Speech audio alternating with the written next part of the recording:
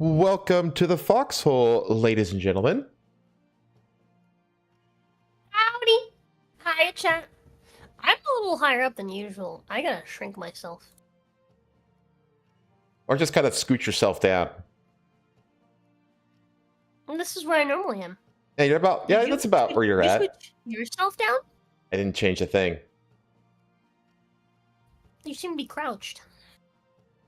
Maybe it's because of my phone's position. I have to change the phone position every time I do this show versus the gaming streams. So it's a little bit different every time. Yeah, that'll do it. There you go. There you go. You're not that tiny in comparison to me. I know. I mean, I'm like, tiny. I'm small. I know that I could practically juggle three of you, but you're not that small. Well. You remembering how awkward it was trying to hug you because I couldn't reach my arm over you? It was hilarious. and I thought that I was going to, like, break you. It was funny. It feels like that on a regular basis. Yeah, but she has, like, fat titties to, like, you know, to squish up against. Yeah, but like today, I've been out of my my Kali martial arts practice for like 2 years, and I found a school here on the Space Coast that's like 20 minutes away, and I had my first class today, and it was basically just me and one of the assistant instructors because it was my first class with the school, so they kind of want to ease me into it, you know. But they didn't know my background. They just thought I was just like a walk-in with no knowledge or something like that. And like really quickly, the assistant instructor asked me like, "What is your background?" And I was like, "Oh, I actually have a black belt already. I have a third stripe black in Kali, so you don't have to worry about me too much." I was like, "Oh my gosh, well my job's gonna be real easy then." It's like, yeah, you're no problem. I said the limiting factor isn't going to be the fighting. The limiting factor is going to be my complete lack of conditioning over the last 2 years. So, oh man, oh my gosh, I am so glad. Leave the IRL ratio as is. It's funny. Oh, okay, fair enough. I am so glad that the mix it up stuff is working. I literally like started working on it like a half an hour ago, because I completely forgot, and I was like, oh shit, I gotta get Mix It Up working on this channel. And so I created a new profile and just like, luckily there's like an there's an export import function. So like, and so I was able to go into the main channel profile, export everything, and then create a new profile, log into these accounts, get it synced up with V2 Studio and all that kind of stuff, import all the commands and the timers and stuff like that. I had to recreate the currency, but that was easy. And then, bam, that's why, like, when NDA first said, like, Daily Cogs, I was literally in the process of importing that one. So that's why, it was, like, literally, like, last minute. Less than the last minute. So, I'm glad that it seems to be working. At least the actual, like, cog collection stuff is working, and, like, the reminders are working. The bonk function works, and the 5 minutes of the Fox model swap work. The ones that we set up like a week or so ago together. I'm working on a Pokeball capture one. Oh boy, what? Yeah, I'm working on a Pokeball capture one. I think I figured it out. It's just a matter of getting the right assets and sound effects and stuff like that. But I'm pretty sure I figured out how to do like a full-on like a Pokeball like flies at me, hits me. I go into the Pokeball for like a few seconds, and then I come out and the Pokeball disappears. With all the right sound effects and stuff like that. I think I've got it figured out. I just gotta like actually like get it all together and put it all together and stuff now. So I hope I could pull that one off. But yeah. Now we usually go into how our week's been, but I think this is a special case for you this week, because you have not had a good week. No. It's been a struggle sesh of a week. Mm-hmm. Between, like, the fucking headaches and, like, just... It's been a tiresome week. Yeah, kind of all just kind of piled on at once, didn't it? Where it's just like, it's like frustration. Yeah, like, it wasn't like... How do I put this? Like, it wasn't, like, that bad. Until, like, it was just yesterday, dude. Like, yesterday was just, like... It was thing after thing after thing after thing. And I was just... Yeah. It wasn't even just stream stuff. It was also, like... I don't know what the fuck Jin's deal is, but Jin's, like, shitting everywhere. He's, like, diarrhea-ing everywhere. And I think it's because... I think it's because the other day... Because he started doing it on this, like, on this same day. But I think it was because the other day he ate both Patho's eggs. And he snuck into the room and fucking ate my pork... My fucking pork chop. Oh, God. Like, the pork chop I was gonna have for breakfast... He ate it. it was the morning after I drank myself to the point of vomiting. I say as if I drank a lot. I didn't even drink that much. I just drank on an empty stomach and with no water. But he fucking ate my pork chop and I beat him for it. I beat the shit out of him for it. Oh. And cause he's not supposed to. I'm tired of fucking hitting him, dude. I'm so tired. I'm so tired of hitting him. For context, yesterday he fucking shat somewhere again. And, like, it's like we've been telling him, like, we've been, like on top of his ass, like, not to. He has the litter box. He knows how to use it. He knows how to use the fucking litter box. Right? And so between him trying to eat our food constantly, even though we punish him for it every time, right? And then, like, shitting it places where he's not supposed to be shitting, even though we punish him for it every time. I got fed up and I beat him so hard, like, I ended up with fucking, like... My hand didn't just hurt. I had blood clots in my hand from how hard I smacked him. Oh, God. But, we're trying to think there's just something wrong with him. Because, like, he knows how to use the litter box. He used it last night. And then, between last night and this morning, we found, like, 4 different places in the house where he just shat on the floor. Mm-hmm. And it's just, like, it's like a splatter of shit, basically. Like, it's like a soft pile of shit that's, like, dried up. Oh, yeah. Yeah, it's like a pudding. Yeah, because before he was shitting in boxes, and it was, like, normal, like, you know, cylindrical shits. And it's just, like, he just has a bad habit. He has a really bad habit from when he lived with Patho, and Patho didn't really clean the room very well. So, oftentimes the litter box would be full, and he'd just shit wherever was soft. Right? So he has a bad habit, right? That's fine, that's a habit. But, like, whatever's happening lately, I think he got sick because of the pork chop, because the pork chop had a fuck ton of seasoning on it. You know, oh, Mexican. yeah. So I think that's what got him. And he's just been, like, shitting his fucking brains out as if he had Taco Bell. But there was that, the fucking power went out midstream. We went out to get, like, food, and somehow every single place was either packed, had a wait time that was longer than you know, their opening hours? Or, hell, we went to fucking Texas Roadhouse because there was, like, nobody there, but their fucking power went out. Oh, no. So, we were just doomed. Like, we were just doomed. We drove an hour to another city. Oh, God. And the only good thing was that they had Papa John's there, and I've been craving Papa John's for fucking months. Bad thing is, their Papa John's isn't the same as my Papa John's. Oh. And it does not taste like Papa John's. It's not Papa John's. It's like fucking Cece's Pizza, but, like, better. So, like, even, like, the Papa John's that we drove an hour and back, like, an hour to and from for, was disappointing. wasn't very good. Yeah, and then we're like, fuck it, we're just gonna watch a movie. But then Peter's Xbox has to be updated, so we couldn't watch a movie either. Oh, God. Just, like, it's just, everything is just going wrong. Everything is going wrong.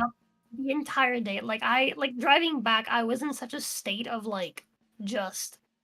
I just want to, like, jerk the wheel into the nearest guardrail, you know? Oh, dude, I was dying for an excuse. I was like, I was zooming on the way home because I wanted to get home as fast as possible. And I was like, dude, I fucking dare a cop to chase me right now. Yeah, just give me an excuse to just give me a reason. drive this car off a fucking bridge embankment. Yeah. She threatened it. I did, dude. I was so fucking like.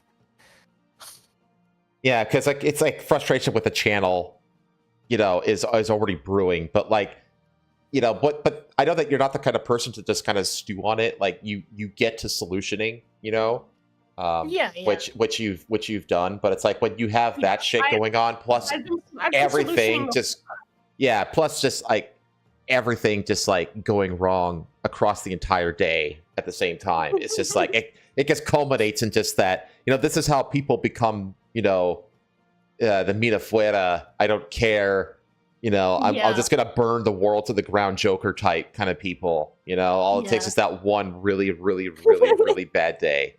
Yeah. Like Pepe was saying, Pepe put like the pizza and stuff in like the back seat, and I was like, dude, I swear to God, I was like, I'm gonna drive as carefully as I can. I'm gonna speed home, but I'm also gonna drive carefully and keep good distance. Because I swear to God, if anyone like, if I have to like brake hard and the pizza goes all over the back of my car, it's over.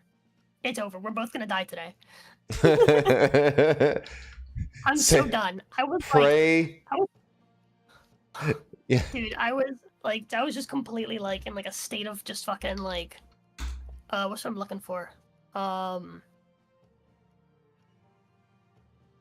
my God, the word just slipped my mind.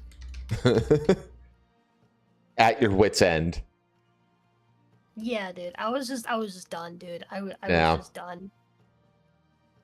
No, I get it. I've been there too. I've been there because I've been there for like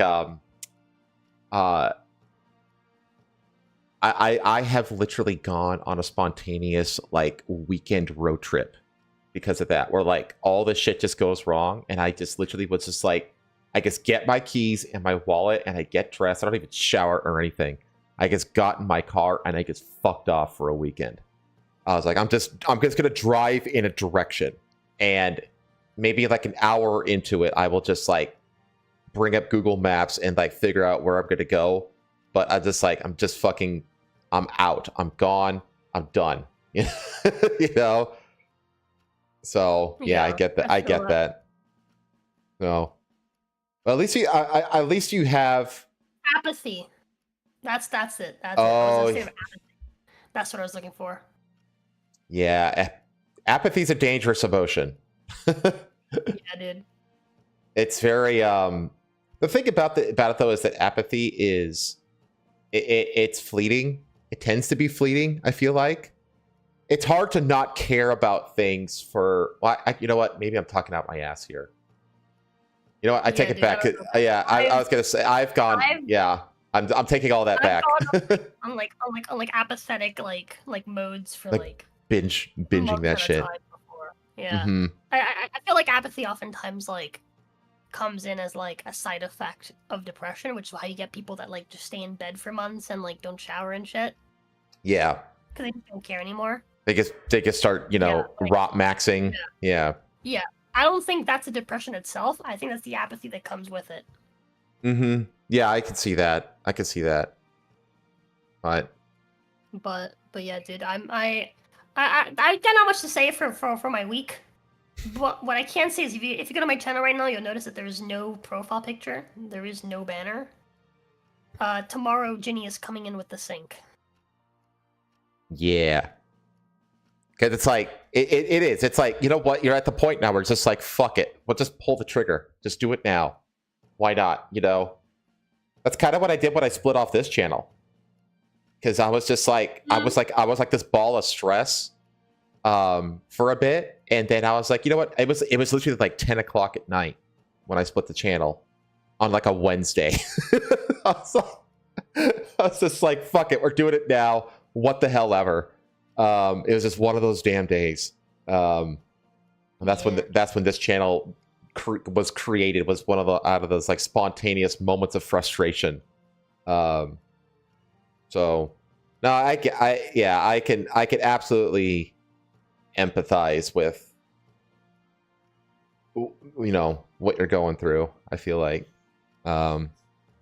hopefully the rut, well, I guess like starting tomorrow, I guess that's the climbing out, getting back on track, kind of hit the ground running again kind of day. And hope to God that the power doesn't go out, because the power has been going out a lot at your house recently, it seems. Yeah, we don't know what happened. We had the scenario recently where like it was really fucking windy overnight, and then the next morning I went outside because I heard like rattling, and the wind had knocked one of our boards off the side of our house, and it was just laying on top of one of our power cords, like one of our fucking power lines. Boards? What do you mean boards? Like the boards, like the wooden planks on the outside of the house. The siding? I guess. I don't know to me. The side of my house, the outside of my house is literally just like white wooden planks. Okay, that's interesting. Underneath it is the actual wall. It's more like, I guess, like for like visual aesthetic. Okay, okay. It's a veneer. Okay. Yeah, kind of. It's actual wood. They're actual wooden planks. Oh wait. Just boarded into the side of the house. Oh, Patho just sent me an image. Yeah, that's siding. That's called siding. Okay, well there you go. That. Yeah. One of those like was pulled off like on one side off the house, and it was just laying on top of the cord. Mm-hmm. So we had to call someone to come over and fix it. But we've been doing weird electrical stuff for a while now. Patho plugged in so we got like 4 free lamps, like really, really nice lamps from the old lady that gave us a bunch of stuff. And she warned us that one of them didn't work. It would like flicker. When we plugged it in, it turned off the power in my entire room and the room next door. So Patho had to go play with the fucking, what do you call it? The thingy with all the switches. Oh, the breaker box. Yeah, Patho had to go play with the fucking breaker. You two are new to home ownership. Yes. Well, we're not new to home ownership. We're new to just living alone. Period. We don't own a house yet. Not yet. We'll get there though. We'll get there, Jeff. If you ever have any home questions, let me know. I've been doing it for a while now. I can help. But the thing that's nice about rentals though is that you don't have to pay for it. It's on the actual homeowner to fix shit like that. Yeah, it's true. But yeah. So we just told them to come over, and they came over and they fixed it. But anyways, since that lady like gave us that lamp, it's like the ghost in the lamp has like entered the house, because like the lights in our room flicker every now and then. Just for whatever reason, the fucking power went out yesterday, just out of nowhere. Apparently, it was not an isolated us issue though. That happened to some other people too. There's just been power issues apparently down here and in the neighboring cities, I guess, considering Texas Roadhouse also got fucked. No, Longhorn Steakhouse. That's the real. Oh, Longhorn. Okay. Yeah, Texas Roadhouse is better. Yeah, but they were packed. They were full for the night. Like in hindsight, we should have. It didn't occur to me that we would have to like fucking get a like, what do you call it? Like schedule like a time for us to go, you know? Mm-hmm. Get like a reservation at one of these places, because I guess like in Miami, like yes, there's tons of people, but most people don't celebrate anything because everyone hates each other. So like you can go on like busy days, and like they'll still like, also like people are open until like 2 a.m. over there. Over here, everyone closes like early. Like there are places closing at like 9. Yeah, I have to get used to that too, because I moved into like I mean, it's not like a small town, but it's not like a major city, you know? And I've always lived like in and around like major cities. Yeah. But I live on the Space Coast now, which is like, it's not like a huge city. And because of that, places close like before midnight. And I'm not used to that, especially like growing up in Las Vegas when like nothing ever closes. Yeah. And then like Denver, places are usually open till about midnight. But like here, places are shutting down at like 8, 9 o'clock. It's like, fuck. That's something to get used to. Yeah, it's crazy. Like we tried to leave early and stuff, but like there was like stuff to do, and I mean, still we got over there like 8 or something like that. But it's just everywhere was just they're like, yeah, we're gonna be packed until close. So like, oh okay. Mm-hmm. Didn't occur to me that people actually go out on Valentine's Day. They're both good. Like Longhorn is good. Texas Roadhouse is good. Yeah, I think Blue Tart. He hasn't been to Texas Roadhouse. Texas Roadhouse is incredible. However, don't have their vegetables. Their vegetables are shit. Everything else is absolutely incredible, though. So I don't know why you go to a steakhouse and get your vegetables, but I made that mistake at some point, and I will never make it again. Jingle the bells again, Lamau. Well, I mean, at least it sounds like that day is over.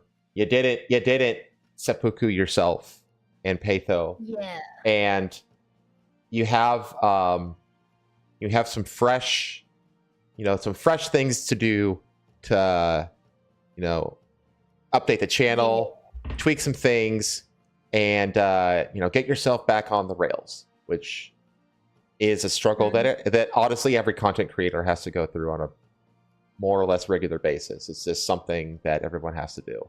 So I'm on the same train because I was it was weird, like when you were putting out in social media that you felt like you were burning out, or starting to burn out and stuff like that.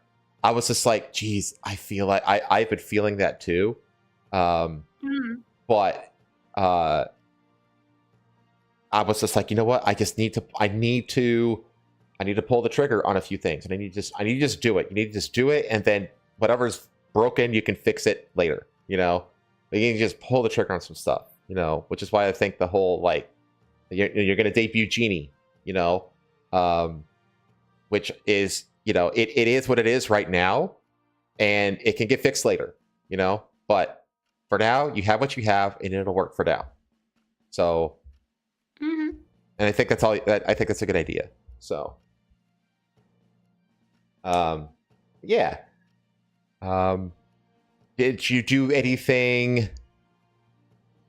Is IRL stuff the only news of the week for you? I figure it is. Pretty much, yeah. I still need to play that one game that I got early beta access to. I can't upload I can't upload it until after their beta comes out. I'll give you a hint, chat. It's called Rizimon.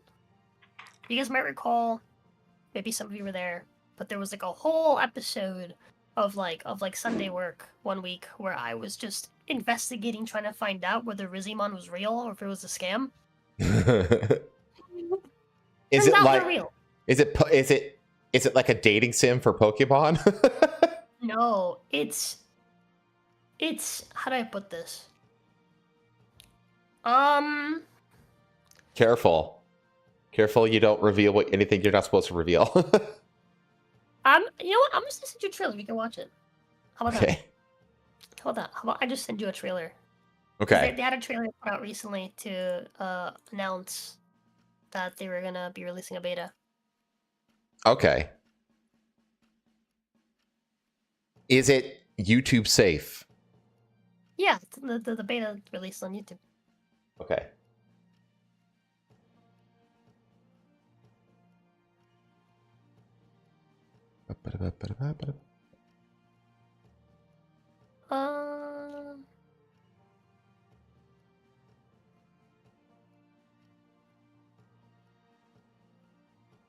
I find their channel. Here we are.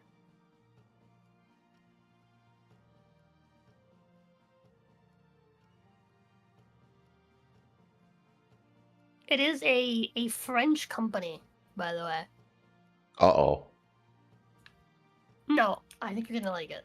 Okay. I don't know. I have to say that at some point, I realize that's something I enjoy. I enjoy watching streamers and VTubers that play like shovelware games. Uh, Yeah.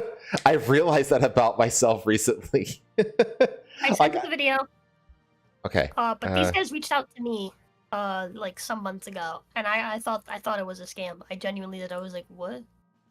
Okay. I went out of my way to get like my laptop and like clean everything off of it and just completely clean my laptop and then kind of just use it as like a containment laptop, basically. Like, okay, if something happens, only this laptop is corrupted. As they open the files they sent me. That's funny. But no, they're totally legit. The game looks really cool. All right, here you go, chat. I'm excited to play the demo for it. Let me get everything set up here so you can actually. Yeah. Here we go. Okay. Let me. It's up. Right there. Okay. Let me. Share screen for me. I want to see. Oh, that's right. I'm not sharing my screen with you. Duh. Boop. Boop. All right, there you go. Okay. Here we go. The one with the HQ in a utility shed? Yup, that's the one! Wait, did you read the warning beforehand? Oh, you want me to? Here, let me go back. Yeah, this game is a work of fiction, and its resemblance to reality is purely a misrepresentation on your part and a testament to your overactive imagination. Despite the game's mind-blowing realism and stunning graphics, don't be fooled, you're looking at pixels. If you start feeling anxious or lightheaded, it might be time to turn off the screen and go touch some grass. Save your precious brain power, trust official sources and your government. They work tirelessly for your well-being and the good of society. I like the tongue-in-cheekness of it. Yeah, yeah. Very the entire meta. game is Meta very humor. tongue-in-cheek. Yeah, the entire game. Like, all the jokes are very tongue-in-cheek. Not 420?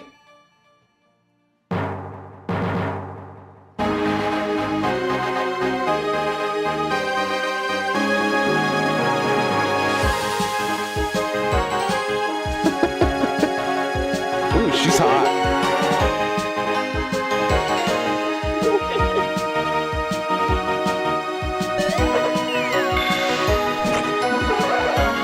What the fuck?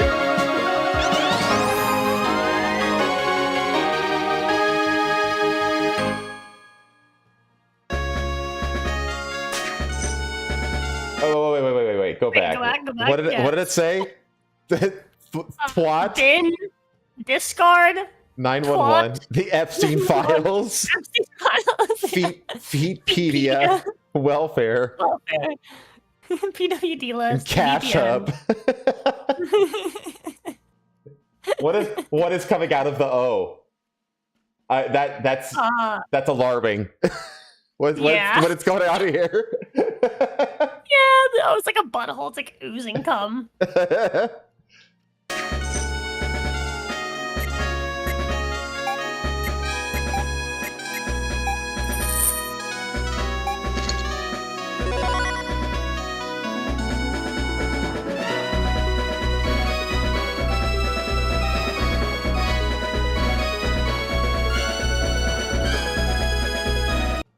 Nice. But yeah, it's the entire game is supposed to be like a how do I put this? It's supposed to be like a South Park-ish like Pokemon, right? Like they listed like South Park as like their like main inspiration, basically. Okay. Like behind this. So it's like a crass satire of exactly. Pokemon. Okay. Yep. So that's the whole thing.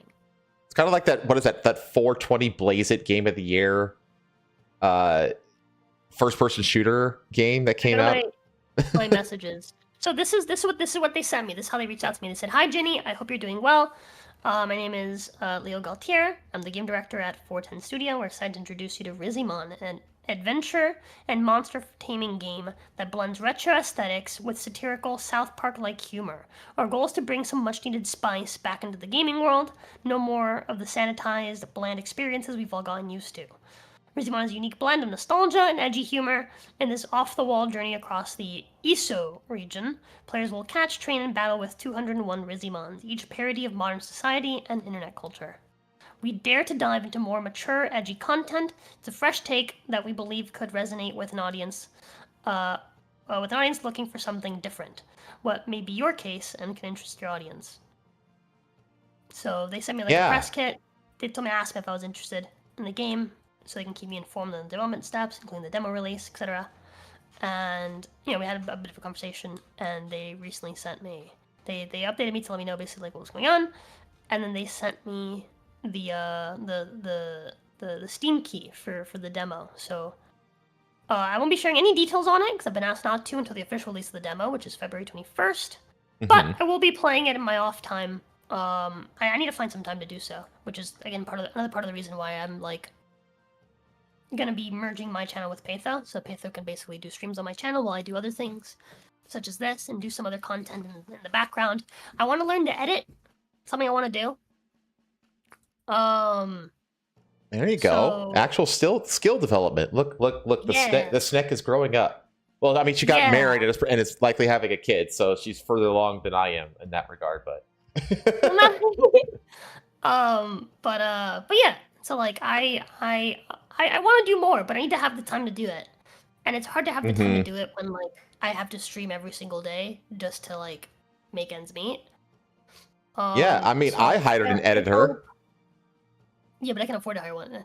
I can't. Yeah. But I hope the chat will enjoy Patho's streams as much as they enjoy my streams, and I hope the chat will continue to support our little channel, which is going to be getting rebranded tomorrow. Yeah. There's a big ass mega post on the Discord about it. Chat. Yeah. I was like, oh, I have an hour till I have to go, join Helmsman. Let me write up like a big post. It'll only take me like 20 minutes. I spent an hour on it. That just means you care. Which is the opposite of apathy. I do. I care a lot. So I'm I don't want to make it seem like I'm begging. Because I don't feel like I should be. But at the same time, it's like I also feel like I need to. Yeah, no, I get it. And I have one of those weird jobs where it's like I'm entirely at the mercy of chat. Yeah. If chat decides I am to starve, then I am to starve.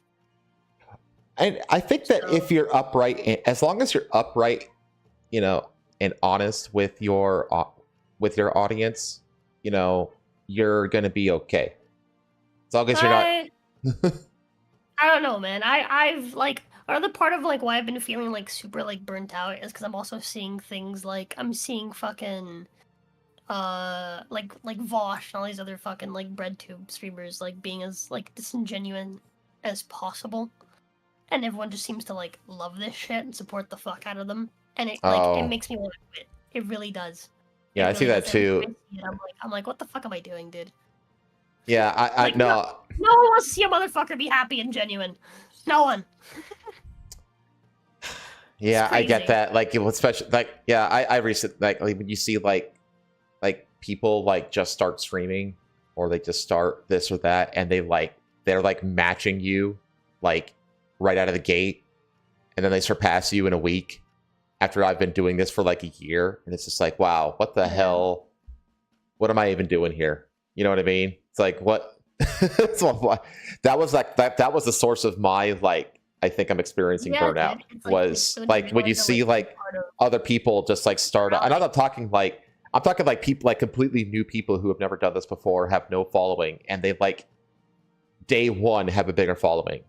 You know what I mean? After like I've been like, streaming my butt off for a year now, and I see people that are like already like at my numbers, at my like little numbers. I'm just like, yeah, maybe I'm not cut out for this. You know what I mean? Well, I mean, clearly there's there are things that are just working against me that are just like, it's the cosmos telling me that like I am not meant to be doing this.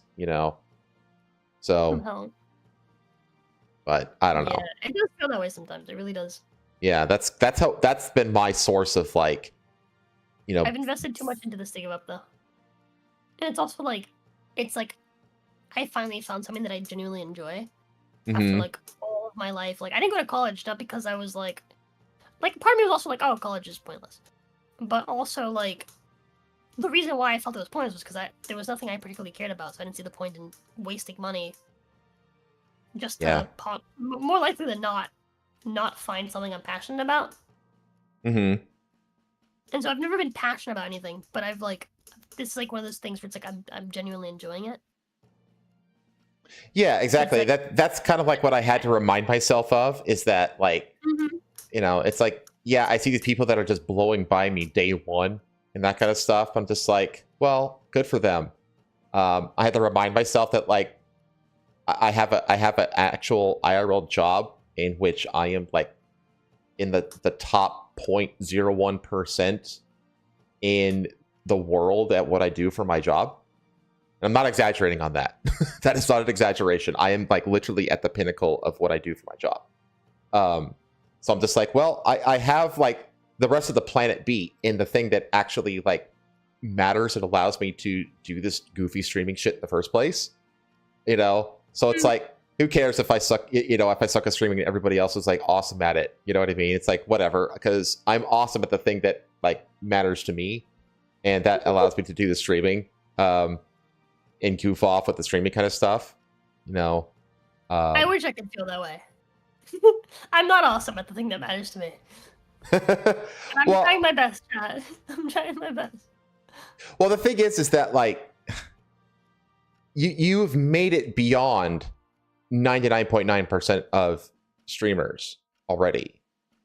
Not just in terms of time, but like the amount of money that you've been able to pseudo consistently pull in puts you above 99% of other streamers and VTubers right there. You know what I mean?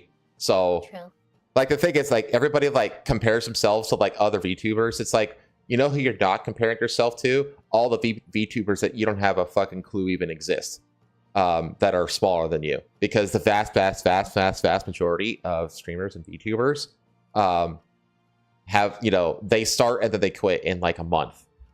Or they just trudge along with like nothing, essentially. Yeah. And you never hear about them, so you can't compare yourself to them. But basically what I'm saying is like you always, like when you compare yourself to other streamers and stuff like that, it's always skewed towards comparing like you're always going to feel like a failure when you do that, because you only know of the other success, you only know of successful streamers. So you end up always like comparing yourself to like the best streamers, and you feel inadequate and like you suck as a result. So it's hard to keep that in mind, though. I understand like the psyche, just like looking at numbers. It's like, oh, I've been streaming for this long and I have this following. That person's been streaming for less than half the time. They have 10 times my numbers. What the fuck am I doing here? You know what I mean? It's like really easy to like knee jerk that kind of almost like envy, but you kind of have to like, you gotta like try to like reel that back and like compare yourself in a more universal way, I guess. So, but like, that's the thing, like you're able to actually do this full time for the most part, which, yeah, like even you got to remember there's a lot of successful VTubers out there who are only doing it part time. You know what I mean? Yeah, because they literally don't pull in enough money. I really can't complain, and that's kind of like it's kind of like the shitty part, because I really can't complain. Like I really do have it good. Mm-hmm. It's just you really want to. Well, it's not that. It's also really extremely fucking stressful. Yeah. Right? It's like now I have something to lose. Mm-hmm. Chat gave me something to lose. That's what you did, Jet. It's your fault, Chat. You need to help me maintain a Jet. You had to play. Yeah, you need to pay me child support for our child, which is Patho. I adopted Patho Gazia. Yeah, you're right. NDA is right. Any successful streamer who's like everybody is capable of going viral and being successful. If none of them factor in an element of luck, then they're lying, because there is an element of luck involved. But the thing is, it's like it's not just like luck in the means of like rolling dice or spinning a roulette wheel. It's luck in the way of you have to basically put. And this is something that I'm gonna be once I get back from my vacation in April. I'm basically gonna have a completely dead project because I won't be posting like anything for like 3 weeks. And considering the minuscule size of my existing channels, I'm basically nuking my project by going on vacation for 3 weeks. Like, I'm gonna get so insanely deboosted while I'm gone for 3 weeks. It's like you're gone for like even just like not even like 3 weeks, just like a week or like a few days, and like you're like what happens is basically YouTube is like, oh, the numbers are trending downward. Let's stop pushing this content, which then makes the numbers continue to trend downward even harder. Yeah. Which basically means that like everything you do is effectively futile because YouTube is just not going to push it. So no matter how awesome your content is during that time period, you just have to let it snowball. You just have to like, it's like, imagine like you're pushing like a ball uphill and then you let go of it for like 2 seconds. There's literally a game about that. You're not going to catch it. You're just not going to catch it. You're not going to catch the ball. You have to wait for it to get to the bottom and stop before you can start pushing back up. Yeah. You're just wasting time and energy when you're trying to like pull it back up, right, from where you dropped it. Yeah. And it's just there's nothing you can do. Like you're literally fighting uphill. And it's just it's the most like frustrating like that's what causes burnout for me. I've learned. I've finally pinpointed it between like I was like, why am I burnt out this time compared to last time? It's that. It's the feeling of like futility. It's the feeling of I'm working my butt off and it's for nothing because until the ball is done rolling to the bottom, all of my effort is for naught, basically. So it's just I have to wait for the channel for YouTube to quit deboosting me, right? Right. Before I can start trying to bring the channel back from like a few days that I fucking missed, or a few days that I did shorter streams. Yeah. Right. And it's just I say it's mostly just the week that I went to Miami and then bought furniture, which is stuff I had to do. Like, you know, it sucks, but that's just what it is. Yeah, that's a YouTube game. Unfortunately, it really is. Yeah, it really does is that. Yeah. And so, like, that's how, like, I was thinking, like, recently, a channel that I've been, like, following since they were, like, real small, is called Babe1, Babe2. You should check them out. They're really cool. But, basically, they play, like, Elden Ring and Souls games, stuff like that.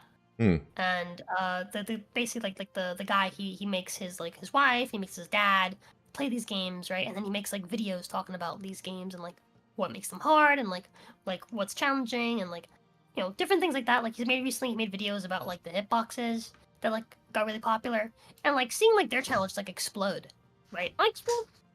Seeing it grow exponentially over time has been like really like inspiring, and that kind of is like having like again their channel is basically themed around them being a couple, right? So that's kind of what like gave me the idea of like, you know what, maybe I should combine, like maybe I should make my channel like, you know, a me and Patho channel. Right, we're married. This is like the one situation where it's okay to do that. Not just that, but like how many like married VTuber channels do you know out there? You know? Yeah. True. That's cute. I mean, like one of the things that I plan on doing. I promise, chat. We're gonna get to the news soon. One of the things that I actually plan on doing is like yesterday when I was booting up Red Dead Redemption, my dad was in the room, and he was like, "This is like that cowboy game or whatever, right?" And I was like, "Yeah." Yeah, it's a cowboy game. And he was like, man, if I like knew how to like play video games, I'd actually like want to play that, I think. And I was like, that's content, bro. Dude, Your dad just unlocked content. My dad, I told this story last night because it was fresh in my mind.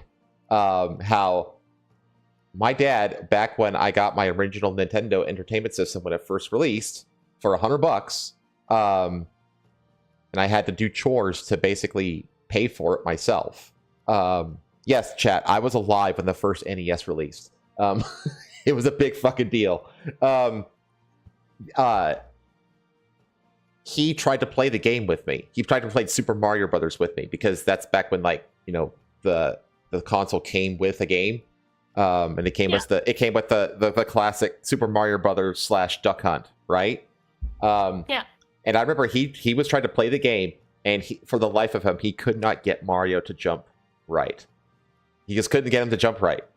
And he just gave up then and there. He was like, video games just aren't for me. You know what I mean? So I told him, I was like, Dad, his birthday is in June. I was like, I will get you a PlayStation. And I will get you I'll create your account for you, and I will get you the game, and we'll get on Discord calls like on a regular basis, and I will just record me watching and commenting and coaching you through Red Dead Redemption 2. And then I will take all of that content and I will cut it up into like 30-minute episodes, and I will post it Game Grump style. Similar to, that would do so well. It'd just be like, his father-son gaming, and the father doesn't have a fucking clue how to game. And if that pops off, I would just keep doing that with him. I would just do that with him. But I'm just like, I don't know it would do well. I don't know. There's a lot of things I thought would do well that haven't. That's so what Babe 1, Babe 2 has been doing with Babe 1's dad. He's been having him play Dark Souls. Yeah, that's a hell of a learning curve. Yeah. But the thing is, like, I told my dad, I was just like, Red Dead Redemption, that's a game that he can beat. If he can learn how to just like manage the controller, he could beat it. Because he was a mechanic his whole life. He has good hand-eye coordination. You know what I mean? It's just a matter of learning the hand-eye coordination of a complicated video game controller. But I was like, Red Dead Redemption 2 is not like, it's not like a fighting game or something like that, where you have to like think like super fast, like in the moment. It's an RPG. You can take your time and have fun with it. So yeah. I'm gonna get him a PlayStation for his birthday, and I'm gonna do that with him and see how it does. But no, that's the whole idea, Phoenix, because you're 100% correct, Phoenix. I guarantee you that he's going to use my real name.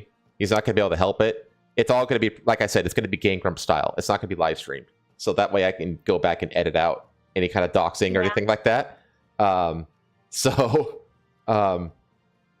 that's like a project that I'm going to be doing starting in like, I hope in June at some point. I mean, I'll get the console and we'll set it up. It's not that complicated. It's just get on a Discord call and share his screen and play the game. It's not that complicated. So that is true. There are a lot of popular VTubers that are like bringing in their families.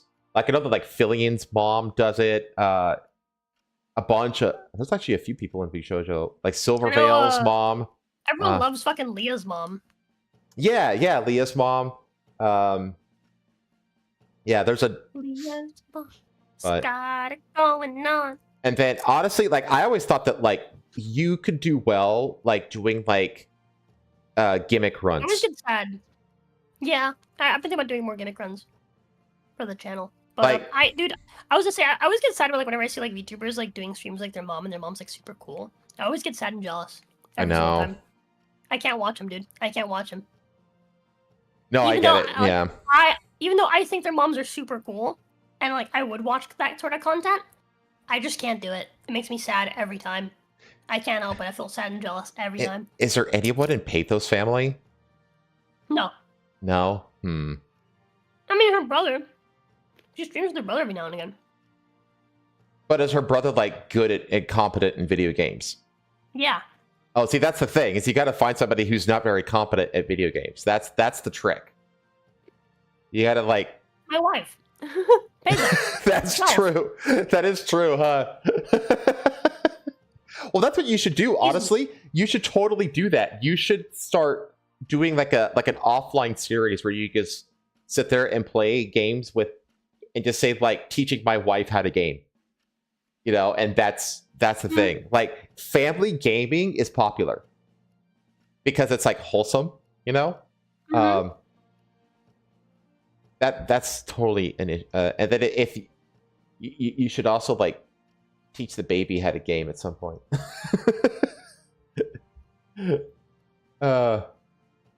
But anyway, okay. I think that's just about. I think that we've gone on long enough about what things we can do, and you know, you're basically you're not like necessarily rebranding. You're more just like expanding the brand. Kinda. So from now on, when you look up Rosa Cole on YouTube, you're not gonna find anything other than like videos of me getting into controversy. Yeah, that's weird. You're not gonna find my channel. You're just gonna find. That's weird, isn't it? Yeah, you're gonna have to look up Mercury Manor from now on, chat. Look forward to that. Honestly, though, I like definitely like use the YouTube tags as well. Yeah, definitely. Yeah, make sure you use that, like, and put like family, you know, that kind of stuff in there, family gaming, all those kinds of keywords, because like people are like, are gravitating towards that. Through like the keywords and figure out what keywords I want to put in like my videos from now on. There's a site called vidIQ that uses like AI to do like analytics on like how effective, like how much bang for your buck you get on every keyword and the titles of your videos and stuff like that. I'm playing with the site right now to see if it's like worth it. But it is an interesting idea. So, but yeah, I do think that there. Yeah, look. So yeah, I mean, yeah, you're in a rut. We're both in a rut, to be honest. But I think we both have avenues out of it that we can find success with. So, okay, it's been more than an hour.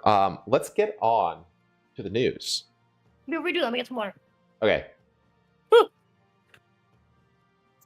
Man, there's a channel I watch sometimes. They're a mom and daughter VTuber duo. Fillion's mom is just a meme. Chacha is multiple people's VTuber mom. Oh, really? I didn't know that. I don't. The only thing that I watch about Fillion is like the you laugh you lose like clips that she puts up on YouTube. I don't really watch her live streams though. So,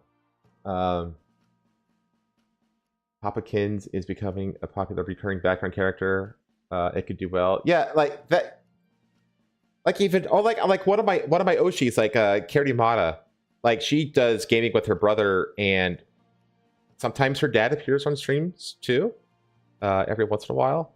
And it's very wholesome. I like it. But yeah, it's just and that's the thing. That's the thing. It's like, you know, whenever you see that down arrow, you know, with the YouTube analytics, it's basically YouTube telling you like, hey, you're in a rut. It's time to think of something fresh, which is a good thing. I think it kind of keeps creators creative. You know what I mean? You have to constantly think of like new ideas, new concepts and things like that, or like your own version of an already existing concept or something like that. Which I hate. So I'm an old man and I hate change. You have no right with me calling yourself an old man. I hate change. I want to do the same thing every day. Well, like one of the things, like later this month, there's a rocket launch up at Cape Canaveral that I'm going to go to with my parents. And I think we're going to find a spot on the beach and watch it from the beach. And I'm going to try to live stream that. It won't be VTubing. It'll just be like a regular ass stream with my voice. But Rose and Boomer raised by Gen X. I was unironically raised by Boomers. So yeah. I have like a very strong like Gen X sort of like mentality.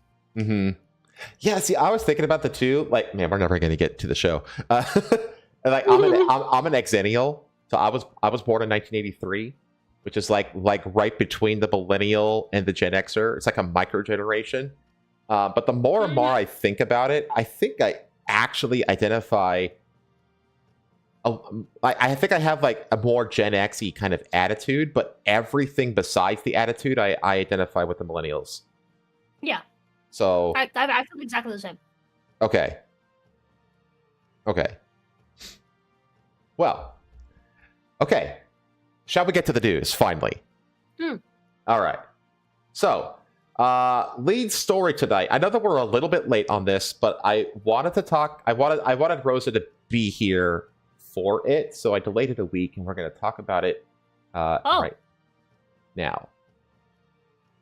Which is basically Trump is ending, or he's going after the education system and the whole trans in women's sports stuff. And he's also ending the trans stuff in the military, which is a little bit more of a recent thing, even though he signed it back at the end of January. So we're going to start with his. That's funny. What's funny? The trans in the military thing. It's like because it's just it's another one of those. Go ahead. Sorry. It's just a new method to fucking to draft dodge. It kind of is. Like, I don't care what you identify as, who you want to fuck. I don't care about any of that. As long as you, I think the best way to do military is to simply ban anyone that can't meet the fitness standards. That's it. Mm-hmm. That should be it. That should be all that matters for military. Just, do you have the fitness to serve? Yes. Well, in you go. Well, the thing about it is that all the we're going to get to this, but just as a preview, like the thing is like every trans person is actually undeployable because of the mental conditions that they have. And yeah, so they actually can't deploy. And the thing about it is that like a huge portion of trans people in the military, they use it as a free way to get all of their surgeries. So they can't afford their surgeries, so they just sign up for the military, knowing that they don't qualify to deploy. So they know that they're not going to get sent off to some bumfuck country or something like that. They're going to have a cushy office job, and they'll have to do the PT, yeah. But other than that, they're always just inside in America. They never have to deploy to forward FOBs or anything like that. So they know that. They know that. So they enlist in the military, and then they get all of their surgeries for free on the taxpayer's dime, and then they quit. So it's like they're basically like they're basically just like scamming the military for free surgeries is what they're doing. And we're going to hear from a gay black man about that in a little bit. But first, let's watch Trump signing the executive order banning transgenders in women's sports. This is quiet, isn't it? Yes. Yeah, it's a little quiet. Check. You can see it. Governor. You hear it. It should be. Jack, can you hear it? You can hear that, Confirm? right, chat? Yeah. There we go. Okay. Watch what I do. I like being surrounded by women. You ready? Girls. What a nice picture this is, huh, Governor? You ready? We'll do a good job. Wait, let me press that.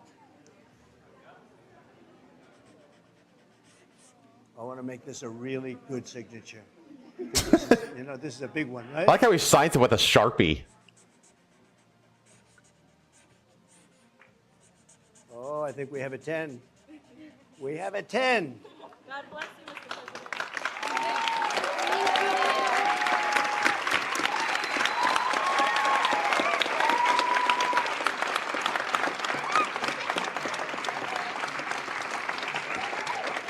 Pretty good, huh? I see that. Okay. I like this picture's like Now you're half gonna go out just and win up and those down events, scribbles. right? Nice to see you Well, all. Nice to see you. Good going, everybody. what he does, Thank you, kids. Here. Take a pen. Take a pen, take a pen, take a pen. He's handing out the pens. Well, what he does is anybody who does a lot of signing things, actually what they do is they develop a unique signature that they treat as a reproducible piece of art. Like I did this because I actually got published in like a short story anthology years ago, and I did a bunch of signatures at a signing event. And I basically I was coached on it. I was coached. They were like, don't use your regular ass signature that you use on like legal documents and stuff. You want your signature to be like aesthetically pleasing and unique. And so I basically was taught, I basically like came up with a signature that I reproduced like I was drawing a piece of art, essentially. And it's a unique author signature that I have for my pen name. So I see. And that's what Donald. That's yeah, what. That's what. Kind of like how I have the the reproducible signature for Ginny. Yes, exactly. Yeah, that's what it is. It's Ginny, and then at the end of it, it has the Mercury symbol. And I use the line across underneath Ginny. Yeah. That also completes the Mercury symbol. Exactly. It's a piece of art that you actually reproduce on the fly. It's not your actual signature. That's what Donald Trump's signature is. He was trained the same way that I was, where you create a piece of art that you reproduce for your signatures. But anyway, so that's him basically banning transgenders from the sports. And the thing is, it's not just trans people can't participate in women's sports anymore. It goes actually deeper than that. It also includes striking all records set by trans people pretty much ever from all women's athletics programs across the country. Yeah, exactly. And like, this is the thing, is that one of the most common leftist shitty arguments that you hear about this is that like women taking opportunity or trans people taking opportunities and medals and wins, etc., away from real women is like so rare and so minuscule that it's like, why are you getting so bothered about this? It's like not even an issue because it doesn't happen like hardly ever. It does. It's a lie. There's a blatant fucking lie. It's a massive lie. And here's the numbers. So this is from a site that I found called hecheated.org, which the entire project is tracking every single time that a trans person fucks over a woman in sports. From basically T-ball all the way up to women's professional sports and everything in between. So it's like this super comprehensive tracking site, essentially. And the myth number one, it's the most common bullshit myth, is they aren't winning anything, which is what I just said. And then the myth number two, there aren't that many, so it isn't an issue. So let me just read the numbers here. So males participating in women's sports, including male athletes who call themselves women, trans women, intersex women, and non-binary, have won over 3,462 female athletic competitions, excluding non-tournament team victories. This is a low estimate that is missing the total team victory count for regular season games, and many athletes on our list have yet to be researched. They have finished first, second, or third in female competitions at least 5,841 times. They have won over 136 state, 352 national, 52 continental, and 83 women's world championship titles, along with over 200 victories in other major international competitions. They have set and reset at least 356 records, including 70 school records, 13 state records, 118 national records, and 27 world records. I wonder if that includes Zuby. Do you know who Zuby is? No. Zuby is like this, he's like a musician / commentator. He's like this black dude. And what he did is he filmed himself breaking the women's deadlifting world record. And right before he did it, he said, "I identify as a woman." And then he broke the record. And he was like, "I am now the world's champion in deadlift world record," or whatever. He's like, he basically, just making fun of the whole idea of allowing unilateral self-ID. To basically be... Yeah, it's stupid. It's fucking retarded. It's fucking retarded, exactly. There's nothing... You don't have to, be again, super intelligent or deep about this. I hate when like people on the left try to like bring the, like some sort of scientific argument into this. Like, oh, but like, blah, blah, blah. I don't care. I don't care if like any. You can go out on the street and ask any person, any random person, right? You can show them a picture of a man and a woman and be like, which one's a man, which is a woman, and they can fucking tell you just at a fucking glance. Every single person in the world inherently can do this. Your fucking animals can do this. If you are trying to make an argument, you are inherently being disingenuous. It's the way the world was for literally every human being that ever lived up until like 10 years ago. Yes, we could always tell. We were always able to tell.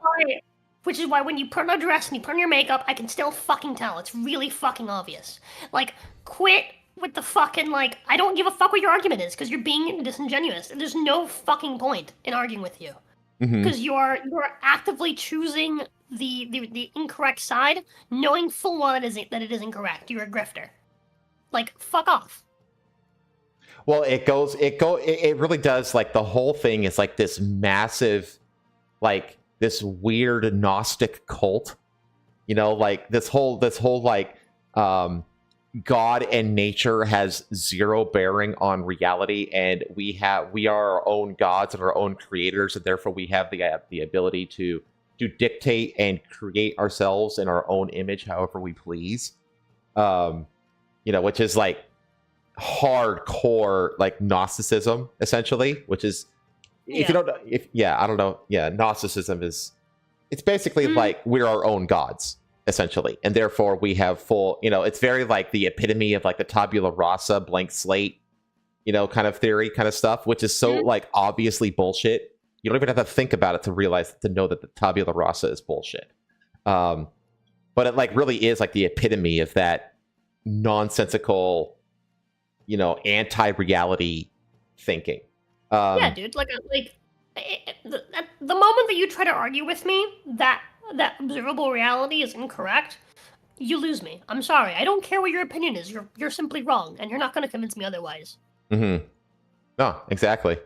You're a disingenuous little fucking cunt. Like, well, I don't care what you have to say. The whole thing is disingenuous. Like every argument from the TRAs, the trans right activists, is completely nonsensical.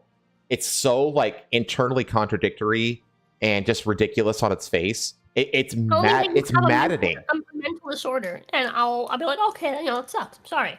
I hope you get whatever treatment you need for your mental disorder. But don't fucking tell me that I need to like unobserve reality and agree with your mentally disabled worldview. Yeah, it's no. Go fuck yourself. Well, it's like they say like there's no difference between men and women. You know what I mean? It's just like it's like it's observable. It's like that's so obviously wrong, and it's like they also say like they have like that slogan like trans women are women. You know what I mean? It's like, well, if they were the same, then you wouldn't have to say trans women. You would just be saying women are women, but you couldn't get the phrase wrong because you inherently know that they're not the same thing. That men and women aren't the same thing. Not only that, but it's like a question that really trips them up is, can a woman become a trans woman? And the answer is no. Only a man can be a trans woman, because there's a difference between men and women. Like it forces them to acknowledge that there's a difference, and that just completely just derails everything. So there are at least 673 males who claim to be women who have participated or are currently participating in female sports, but the number of male athletes participating is irrelevant. Even a single male has the potential to disrupt an entire competition. Yeah, because every single person that male places ahead of gets screwed. Every single one of them. So if that male gets third place, then and there's 20 competitors, then 4th through 20th gets fucked over. Let's see, for example, when Craig C.C. Telfer came in first at the NCAA national meet in the 400-meter hurdles, he robbed a female athlete of a gold medal. He prevented a female athlete from getting a silver medal. He's talking about the exact same thing that I just said. He prevented a female athlete from getting a bronze medal. Exactly. It's a knock-on effect. He pushed each and every female athlete that ran at the competition down a place. He robbed the female athlete of a chance to participate in the finals. He robbed the female athlete of a chance to participate in the semifinals. And finally, he robbed the female athlete of the opportunity to participate in the national meet entirely. So whoever was in last place got bumped out of the running, essentially, there. Yeah. It's 100% correct. Yeah, this is... I didn't read this ahead of time, by the way. I only looked at the stats. So his one instance of participating in a single meet affected over 30 female athletes. One male participating on a women's team affects every athlete in the league. The assertion by a male athlete that his participation affects only himself is an incredibly self-centered view of the situation. We do not allow single instances of cheating in other sports. In men's athletics, just one athlete caught doping is immediately punished. That athlete is not allowed to continue to participate, despite the fact that it only affects a few men. When it was revealed that the pitcher, Danny Almont, had lied about his age, he was 14 over the cutoff of 12, to enter the Little League World Series, his team was vacated of all wins, and he received a lifetime ban from Little League. I actually went into like a detailed thing about why Little League fucks over kids in baseball, like in my last Yakuza stream.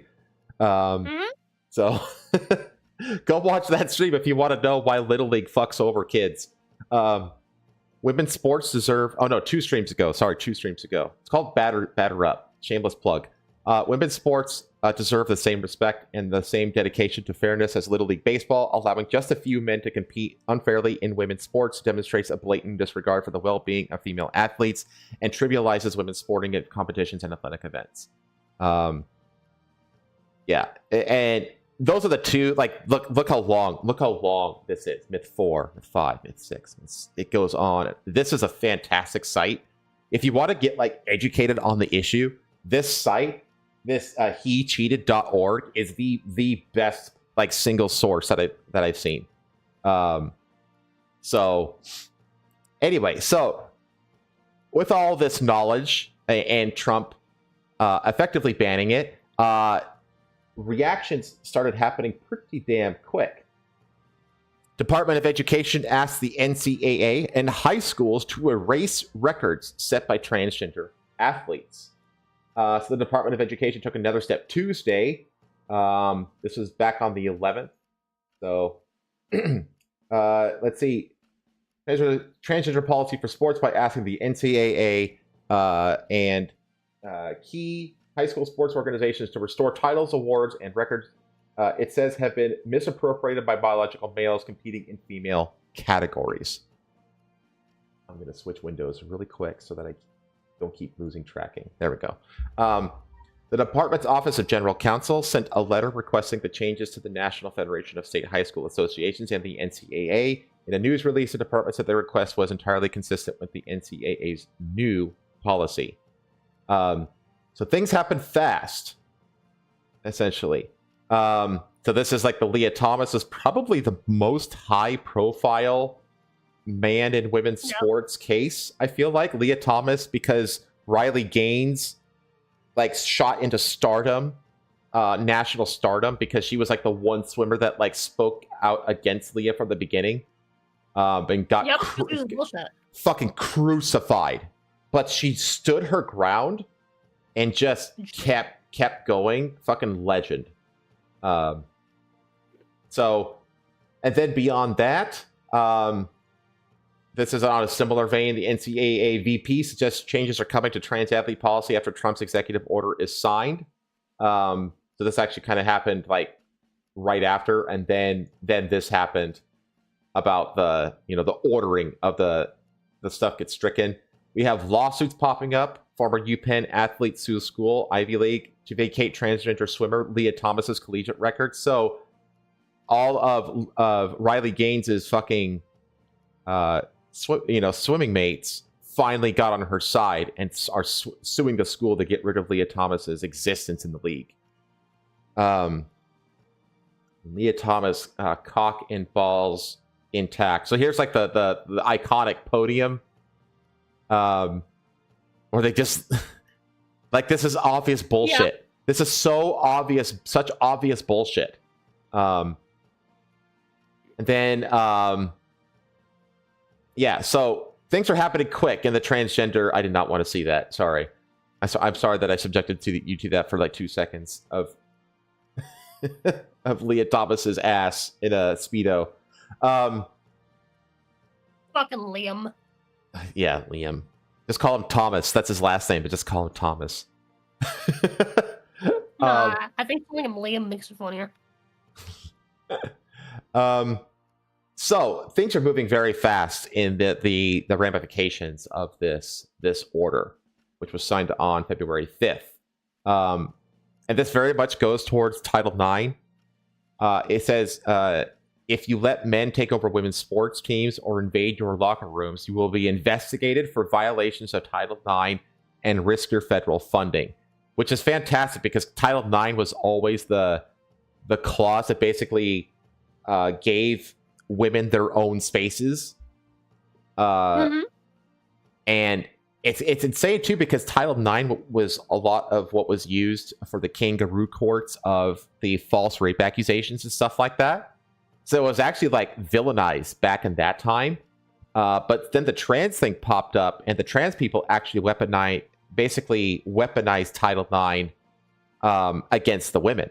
And like the allegiances to Title IX actually flipped politically, and Title IX became the primary weapon, an enforcement tool to that the conservatives and the right wing use to get men out of women's sports. So it's interesting how that kind of flipped with the Title IX stuff. And I'm glad that, because we covered this like last week too, how like Trump keeps using their own language and their own like institutions against them. Which is like the perfect way to do it. And then it's not just in schools, it's also in the military. So he also signed a ban in the military on transgender. So it's basically a stop order to all transgender-related medications and surgeries in the military, and discharging all trans people and a banning of all trans people from entering in the future. So it's very, very hard line, this ban. I think that a federal judge has actually since like blocked it or whatever. But that's going to get sorted out in the courts, I think, probably pretty quickly. Probably within a few weeks, I would think. They're going to drag it out as much as possible, though, so who knows? But I'm again, they're not being fools about this. Just a lot of people think that, damn it, I did it again, sorry. A lot of people think that just because they're moving fast that they're being stupid with it and they're being frivolous with it, but they're really not. Like, they had, like, they were planning all this shit before he got inaugurated. You know what I mean? Mm-hmm. They had all these plans in place. They knew that they were going to get blocked at the courts by various activist judges that were appointed by Biden. They knew all this shit was going to happen. And I always find it funny when the left, like, just thinks that every politician on the right, especially like Trump and like Elon, are like retards and stuff like that don't know what they're doing. It's just like, yeah, you're smarter than them. Gotcha. Yeah, you know. No, they had this shit planned. So, let me do this over. Bring this right there. There we go. I can see the chat a little bit better. So, in the military, it also happened, and I saw some commentary about this, and this was the best one that I was able to find. So this guy's name is Rob Smith. He says, "I'm a combat veteran. I am also a gay man. Trump is absolutely right to ban trans service members, and this is why." And this was this is probably the best justification for it that I was able to find. First of all, number one, and this is what a lot of people don't realize, there are upwards of 15,000 trans people that are serving, quote unquote, in the United States military right now. The first thing that I'm going to tell you is that all of these people are non-deployable. What that means is that if you are a transgender identified person that is quote unquote serving in the United States military right now, you are non-combat deployable. So these people cannot deploy to combat theaters. When the United States is involved in any sort of conflict overseas, transgender people literally cannot be deployed. What this means is that you've got a lot of people that are sucking up taxpayer funds, sitting in an office somewhere, maybe they're doing pack clerk work, etc., but they are non-combat deployable. This does not bode well for Pete Hegseth's mission of a lethal military. So, yeah, he's basically reiterating that, definitively stating what I was saying earlier, how they're not deployable. Like, it doesn't even have to be like during conflict. It's literally just like any forward operating base outside of the country. They can't go. Like, they're stuck in an office in the United States just sucking up taxpayer dollars. That's what they're doing. Second thing is that the vast majority of transgender people, when they separate from the United States military, do so by medically separating. This means that they are at 80 to 100% disability. And so now, what that means is that they are on the taxpayers, they're on the hook. Taxpayers are on the hook, for $200,000 to $300,000 per year annually of quote-unquote transgender healthcare, which is also covered by the VA. So every single transgender person that separates from the military via medical discharge is covered by the VA for their hormones or their test, whatever it is that the trans person is on, that is covered by the VA because they are medically separated. This costs American taxpayers to the tune upwards of 6 figures per person. All right. Third of all, gender. Yeah, that's incredible to me. Like, that sounds like they're just gaming the system. So did you understand that? What? Yeah. they're sucking money from the fucking Veterans Association. Yeah, that's wild. Isn't that insane? Like, I mean, the VA is already like underfunded enough as it is. You know what I mean? Like, the way that this country treats our veterans is woefully disgusting. They're severely underserved, and the fact that even on top of that we're basically letting these scam artists come in. I wouldn't even call them artists; they're just scammers. Come in, and because I have to understand that, like, this is after the taxpayer has already paid for all their surgeries and shit, right? Because that's the thing. Like, when it comes to transgender, you don't just like get a neo vagina and you're done. No, you're like, dude. If you know anything about the whole neo vagina thing, it's fucking disgusting. It's absolutely huge part of the reason why like so many fucking like medical professionals are for transing, right? Which is why I'm so like I'm so severely anti like our medical system. Incredibly. If you know me, chat, I fucking hate our medical system. I hate doctors. I hate surgeons. I hate psychologists. I hate all of them. All of them. Mm-hmm. With very few exceptions. All right, just because I don't want to like, sit here and just completely tell you that every single one is horrible, right? Yes, there's like a handful of good guys out there, right? But the grand majority of them are just in it for the fucking money. And nothing makes more money than telling your fucking, like, you're the teenager that came in because they had, like, a bout of, like, anxiety because they have fucking hormones going through, that they have some sort of permanent condition that needs to be treated medically, and they need to see therapy for, every week for the rest of their lives, right? Mm-hmm. Or they need to take some sort of medication for the rest of their lives to, like, combat this horrible mental illness, which is just really just temporary hormone, stuff. Yeah, I mean, there's a reason that, like, when the trans thing blew up, we went from, like, two transgender clinics in the entire country to, like, over 200 in, like, a matter of, like, a couple of years. Bro. Because these all of these surgeons are milking your are milking tax money. They're milking your fucking parents' money if you have the money to afford it. Like, they're just milking all these fucking retards and being like, yeah, dude, you have a mental problem. You have to go to therapy forever, and then we have to prescribe you these medications every month. And they're just turning you into fucking wallets, bro. That's all they're doing. They're turning into fucking, like, just drains. They're just draining money from you for the rest of your life. My thing is, like, it's no longer, they don't want to fucking cure you. They want to treat you. And they want to treat you for the rest of your fucking life. Because, like that, they continue to just drain you out of your fucking money.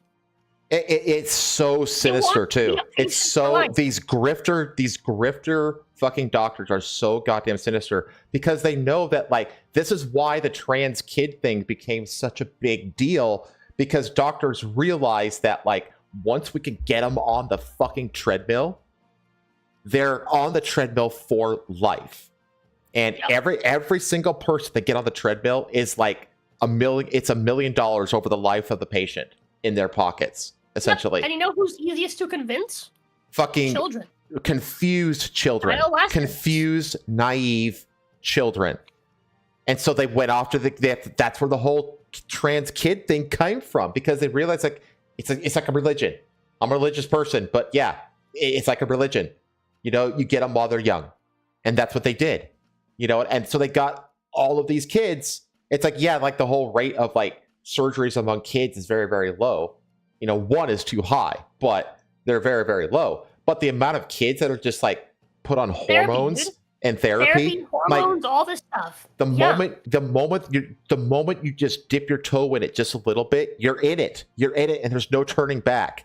It's so hard to do transition, because the thing is that you're fucking with your body's like your hormones, which is like the primary systems that dictate everything else. Yeah, if you could get a kid to transition before they go through puberty, are determined by your fucking hormones. So what you're doing is you're basically like, you're completely putting your entire body on a crutch. Yeah.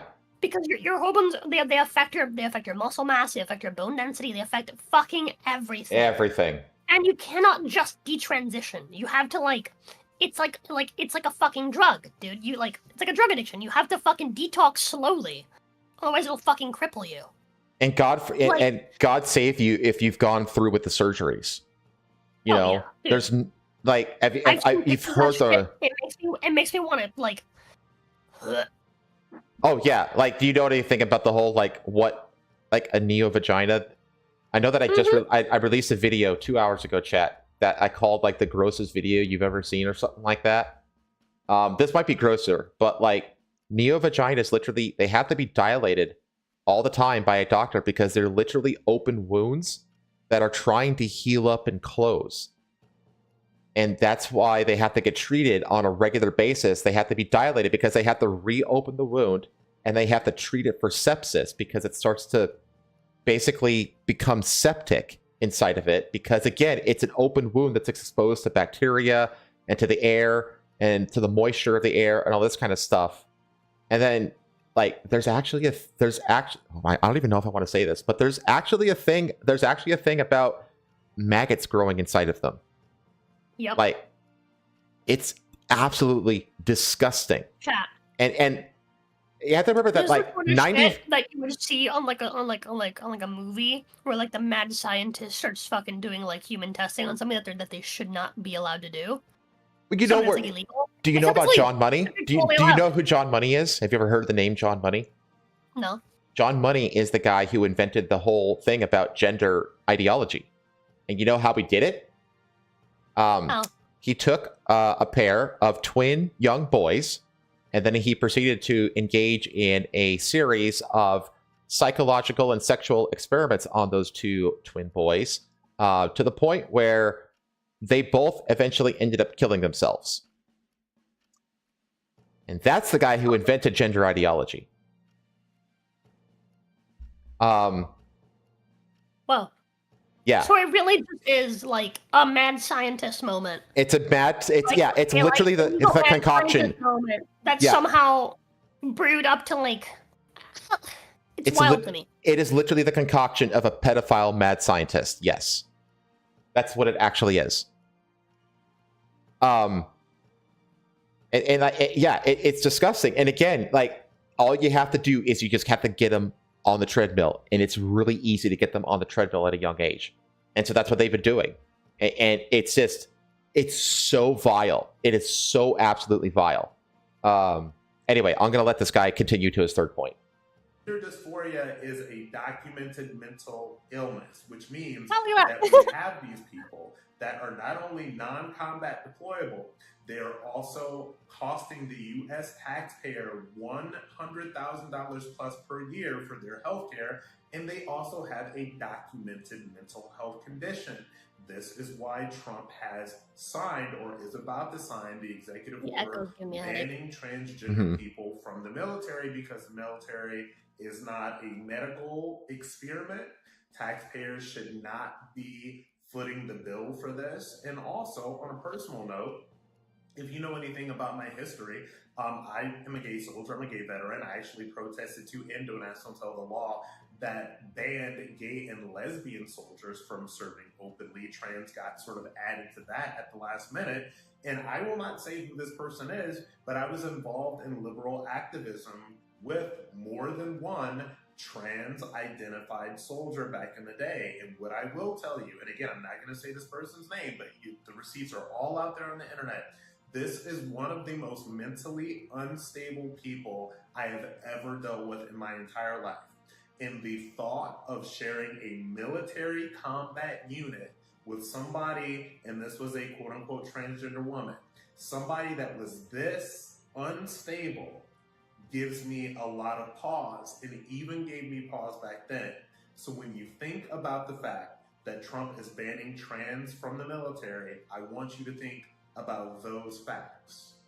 So Trump just... Yeah. And his little personal story there is like, you know, I appreciate it because we all know that like the recruitment numbers for the military were in the gutter up until recently. They've been in the gutter for years because we know that like all these mentally ill psychos are all over the military. We know like commie scumbag infiltrators are there. We know that General Milley is interested in quote unquote white rage and wants to spend taxpayers' dollars researching it. They see the commercial of like an animated girl and her two moms. I don't know if you remember that, but it's just like the most embarrassing fucking thing. That demoralizes people. It's like, I'm sorry, what, you want me to go to war for what again? For that? Yeah, no. I'm gonna stay home. Like, yeah, it's demoralizing. Right, cut a lot of corners back in the day because they needed the numbers to push progress. Yeah, that's true. And it's one of those things where like it sucks because it's like people were right about the slippery slope. At the same time, it's like a lot of those people, like a lot of those gays and like lesbians that really just wanted literally just the normal shit, and they're still out here and they're still voting, for the normal shit, right? Like you saw there was like a massive like gays for Trump thing, right? Oh yeah, like and it sucks because like I'm sure a lot of them probably have some regret for what happened. Right, years back, and a lot of them are going to be like basically kind of thrown in the gutter by people on the right who they that's happening. That's happening right now. There's a whole movement right now of a bunch of like Christian, like hardcore Christian white ringers that are trying to get rid of people like Scott Pressler out of the party. Yeah, it's wild because like Scott is one of the major reasons why Trump won. Yeah, he is the one guy responsible for winning Pennsylvania. For getting Trump to win in Pennsylvania. Like, he's the guy. Scott Pressler did it. Okay? And he's a gay dude. And you want to push him out of the party? I'm sorry, but like, it's not a religious party, it's a political party. Yeah, exactly. You know what I mean? It's like, I'm just sitting here pulling my fucking hair. I was just like, are you serious? We just elected Trump. Trump was you're all about Trump. He was the first president to enter office back in 2016 pro-gay marriage.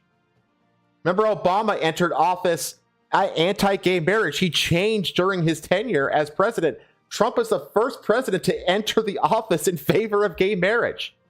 You know what I mean? So it's like, and now you're going to go after, you're going to try to exorcise the gays out of the party?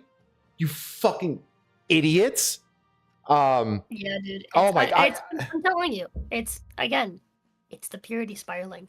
I said it like way back. Purity spiraling. In order for purity spiraling to happen, you need to have some level of purity to aspire to, and you only will ever see that in religious in religious groups, which is why wokeism is a religion. Yeah. No, you're right. It's just, oh man, it's so damn frustrating. But yeah, so what was the response to all of this? Well, over in Worcester, Massachusetts, they went ahead and voted to become a, quote, sanctuary city for transgender and gender diverse people. Here's the city council meeting preceding that vote. Oh, wait, you can't hear it. It's too quiet. There you go. You should see how afraid of Trump I am. Can you wrap up, please? Sounds like a cloud, dude.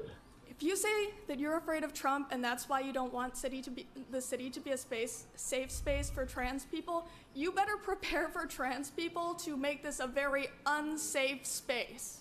Give us what we want, or will we get violent?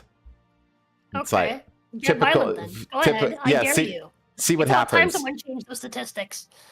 It's just the Come here, arrogance give of me our these. kills. Yeah, the arrogance of these fucking freaks, man. I swear to God. I'm shaking right now. I don't want. She did the thing. You sound like V. He did the thing. I'm literally You sound like shaking. V. Oh, he kind of does, huh? to be here. I'm sorry. Am I taking too long pleading for my life? You remembered how many children I have and that 2 of them are trans. 2 of them are. She has 2 trans What children. are the odds of that? What are the odds? The Out of your odds. children, 2 of them are trans. Out of That's- the grand, scheme of the world, right? What are the odds that 2 of your children are trans? How does that happen?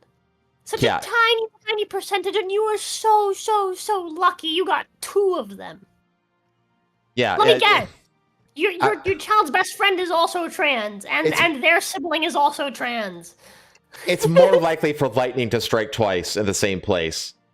Like, Unironically, yeah. yeah. You are more likely to get struck by lightning twice than have 2 trans children.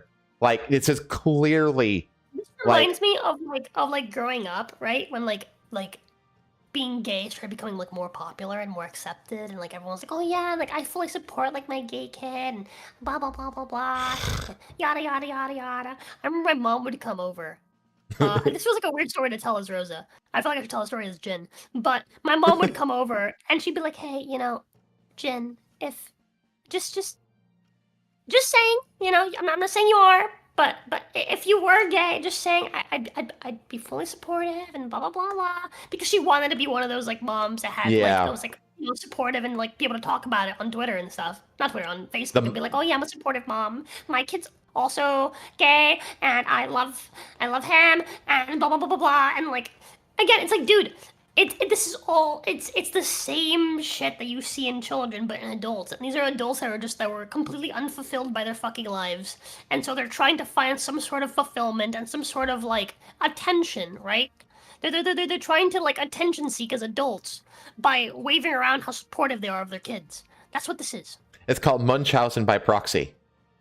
You ever heard the term? 2 trans children, the same family, and it just so happens that you base your whole life around trans activism. Talk about coincidences. Yeah, dude. Yeah, it's like Greta Thunberg, who her dad, her mom, and her granddad were all actors and owners of theaters and stuff like that.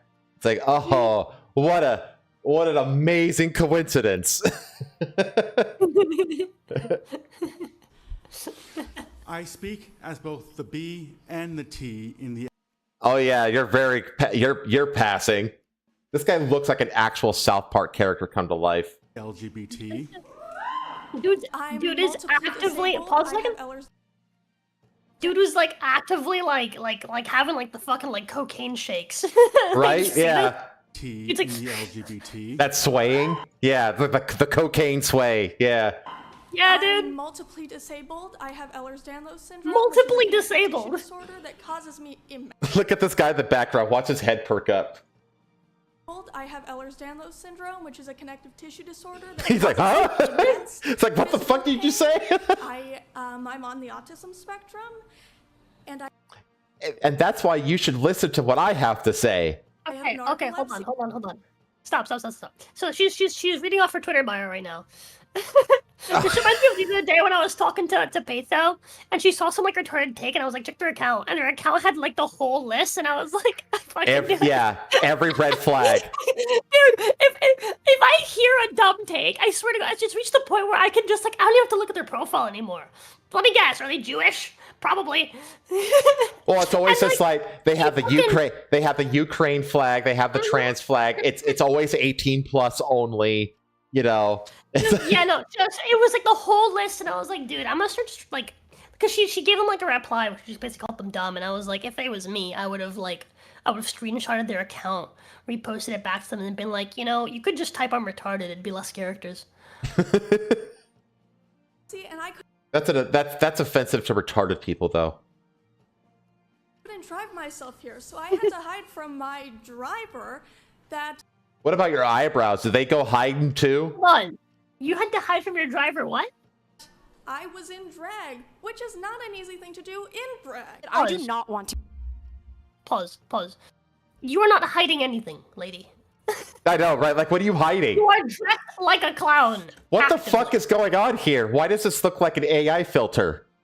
Be here. Look at It's it. my day off. Look at this. I do not want to be in your DM. Look at this. What is going on here? Like, they've used makeup to basically define their face to look like Justin Bieber. she looks like she's been cell shaded. That's literally what she did. She that's all makeup. She just makeup the I fuck out of her know. face. It's so strange. She's got a happy face on. She added glitter to her fake beard. Yeah, Instagram filter going wrong. Yeah, it's like, what the hell am I looking at? DMs. I do not want to be in your email inboxes. I do not want my creativity writing diss tracks like Kendrick. I don't want to spend an hour applying glitter on my face so that you will hear and see me. You didn't need the glitter. You didn't need the glitter for us to hear and see you. Don't do I it. want you to listen to me. Let us remember that the Nazis burned the books that the Nazis burned books on gender sciences first. Now the administration has villainized and marginalized migrant workers, trans, LGBT people, and even special needs, denying life saving. Boy's dying for some clussy, dude. Boy's dying, dude. He's desperate. He's like, dude, I'm gonna fuck one of these like glitter beard bitches at some point, dude. One of them. Keep reading the script. I just gotta keep reading the script, dude. I was gonna say this is like the only one so far that looks relatively normal. Like you could tell it's like he's. I'm not gonna make fun of his stutter because his stutter is obviously from nervousness, you know. Saving and affirming. That's someone with a speech impediment. That's fine. Yeah. But like he's very much. This person sounds like V, and I can't. This person kind of looks like V. Look at that face. Is that V? Is that V? V, this you? V infiltrate? I need to get V on the show at some point. I need to show this clip. It's like, is this you? Can you look at me and tell me how many of my friends need to die before you do anything? All of them. Please wrap up. Look at me! Okay, we're all done here. Fucking pathetic! We're all done. Look at the. She's wearing like this, like these high white socks and like combat boots, or. I mean, it looks like a character creator if you just like hit like the WWE character creator and they just hit random all. Like this is what you get. Of course, we need to continue celebrating Black History Month because in spite of... Again, this guy like perks up whenever something dumb gets said. Look, we're all done. Come on. Watch him. Of course, we need to continue celebrating Black History Month because in spite of what's coming down from Washington, we all know that we all exist and we all need to be recognized for our existence. Look at the snapping. You know what the snapping is? What? That's how they clap, but the clapping creates a percussion sound that hurts somebody's psyches, so they snap instead. And that's what that girl is doing. She's snapping. But See that? Yes. We all know that we all... Also, thank you for bringing up the Omni issue. You know, it's every issue is all the issues all at once at all times. You know, if it's trans, it's also black, it's also racism, it's also homophobia, it's also sexism and patriarchy. It's all the issues at all times. The Omni issue. All exist and we all need to be recognized for our existence. But be aware that you are a guest in my house. What? What? Your house? What? Did she like just get back from a quinceañera? Like, what is she fucking wearing here? When you come, and when you come, know that there are strong. Does she have a third eye? Pause. Whoa. I need to ask my wife about this. Hold on. What's this woman talking about? Me being a guest in her house when I come. My love, don't believe her. Okay, I swear. I've never come into this lady or her house. Ever. Okay? I don't know what she's talking about. I feel like I need my wife, dude. Get her. Oh. My love! My love!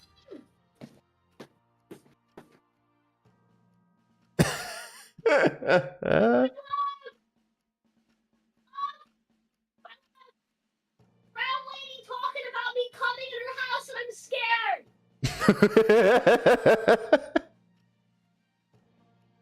By the way, Worcester City, your sauce sucks.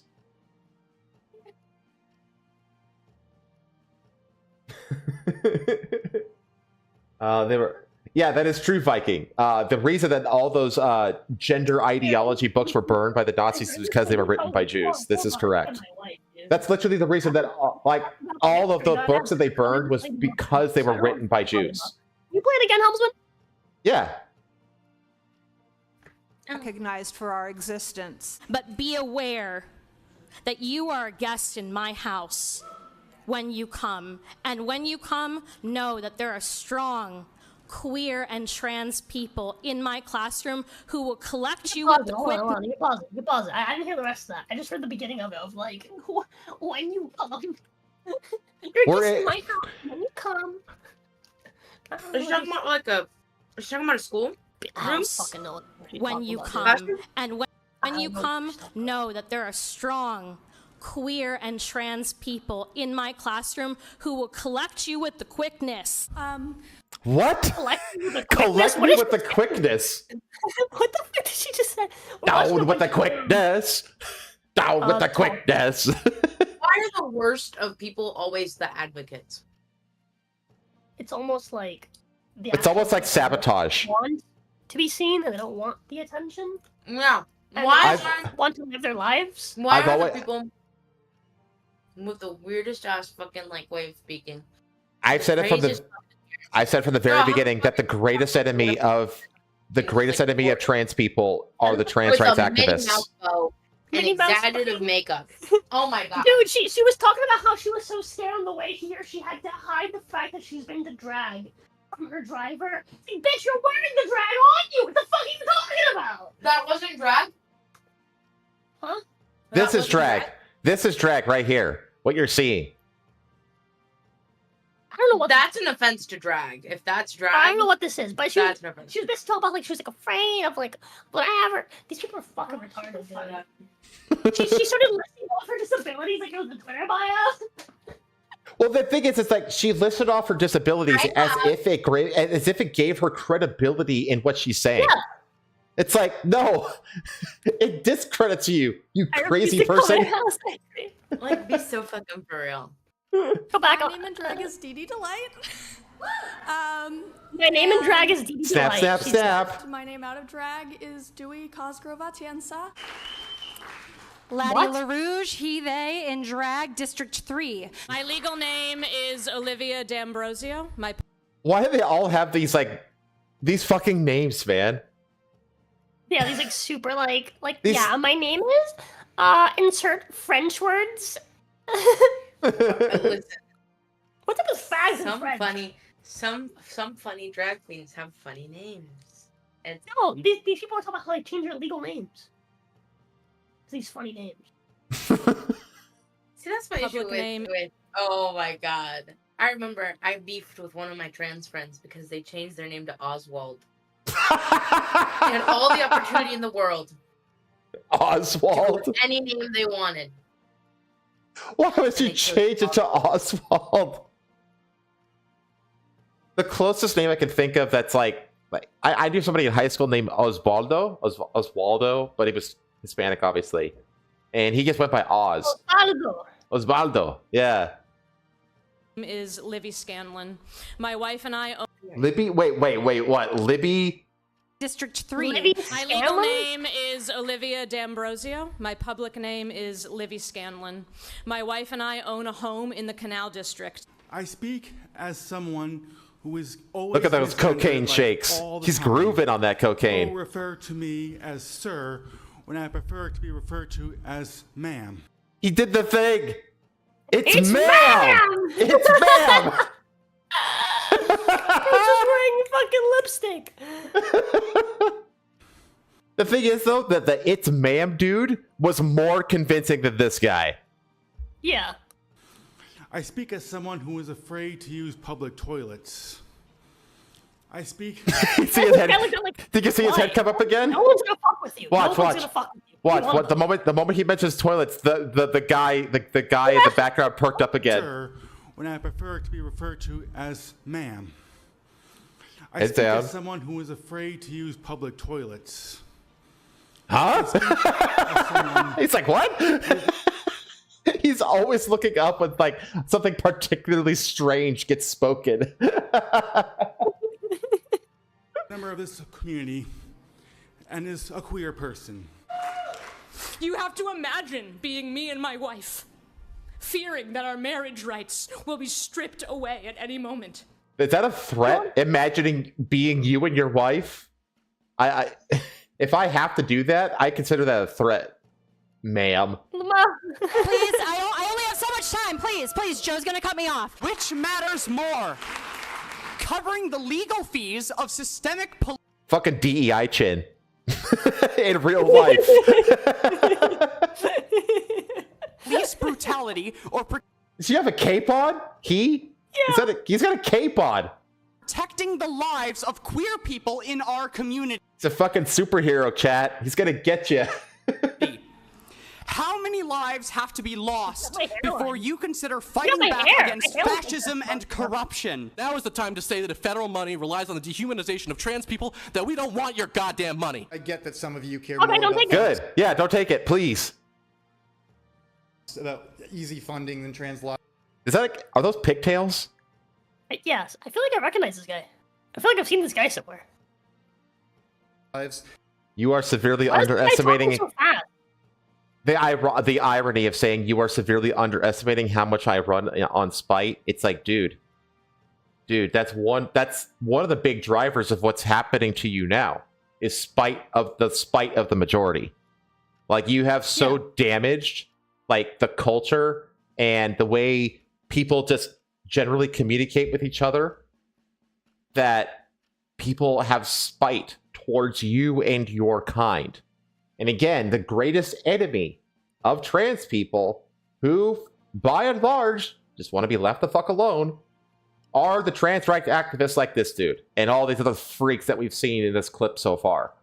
And it's because they generate spite against the whole group. And don't mind Nazis for some whatever reason, but Oh, he did the everything I don't like is a Nazi thing. Strike that off the bingo card. Here's quinceañera. Hold on. Here's This lady's quinceañera. gonna tell me about how I'm cheating on my wife with her again. Hold on. It's the third eye quinceañera girl. She's got that like constant pucker, like she's upset. She's so upset. That Normally, pouting. I would say good evening, but through the chair, I will only impart my sour grapes. Oh, what a joke. I made a funny. She thought about that one this morning. It's an extremely emotional Ah! and taxing That is an alien. That is just an alien. thing to stand up here as someone. No, This dude, he looks like Zod from the first Superman movie. This is literally the villain from the first Christopher Reeve Superman movie. Are you kidding me? This guy looks like he's gonna fucking show up in a dark alley and try to drink my blood. Dude. Because without it, he has no hair. Dude, you know, I every time I do martial arts and stuff like that, anytime I see someone have earrings like that, I just instinctually want to just grab them and twist them. Like, as part of the trans and gender diverse community. My name is Katie. I'm from District 5. Katie. Okay, Katie. And I'm speaking in support of agenda items 10B and 14B. Right now in our country, Trump is threatening the trans and gender diverse community. Noticing people here are trying This is the most disgusting clip in the whole thing. I hate this. to control the rights of others, and that's not right. We should make Westeros a sanctuary city for trans people. Everybody deserves to feel safe, and everybody needs to feel safe. This disgusts me more than anything else we've seen so far. This blatant, basically robbing your kid's childhood for your adult bullshit. I despise what I'm seeing here. This dude in the back should be thrown in. Funny really quick. Yeah. This dude in the back. I think this is his dad. Child for the sake of moral brownie. I need brownies. For the sake of moral brownie points, right? And to try to because that's the thing. This isn't like, oh, my child cares about this. No, this is hey, are you gonna make my child cry? You're not, right? Do what I want. Yeah, this Do is what I want. This is vile. This is emotional manipulation. Is what this is. Well, if it's emotional manipulation, it's also just flat out child abuse. I've lived here for 4 years. Notice that the shirt has land back on it, which is like, you know what the land back movement is? No. That's the indigenous Indian people demanding that their land get returned to them. Hold on. Do these people understand that if the Indian people got all their land returned to them and we just stopped being the United States and just give them back all of their land, then what would happen is you would not be able to have trans people because they wouldn't have trans people in their fucking tribes because they can't reproduce. So they would just kill them. Well, are these people aware of that? They have Two-Spirit though, Rosa. Remember, Two-Spirit is a thing. That's not real. That's I know. Not real. It totally wasn't made up in the 80s by a dumbass activist. No, it totally came from the Indian tribes. That when you ask them about Two-Spirit, they don't know what the fuck you're talking about. It's not fucking real. Yeah, these people are fucking stupid. These people are. Well, the thing is, it's like the Indians who like the land back thing. It's like you were conquered. That's the way that the world. It still is that way today. People just don't want to face that reality. But that's just the nature of not even just humanity. That's just nature.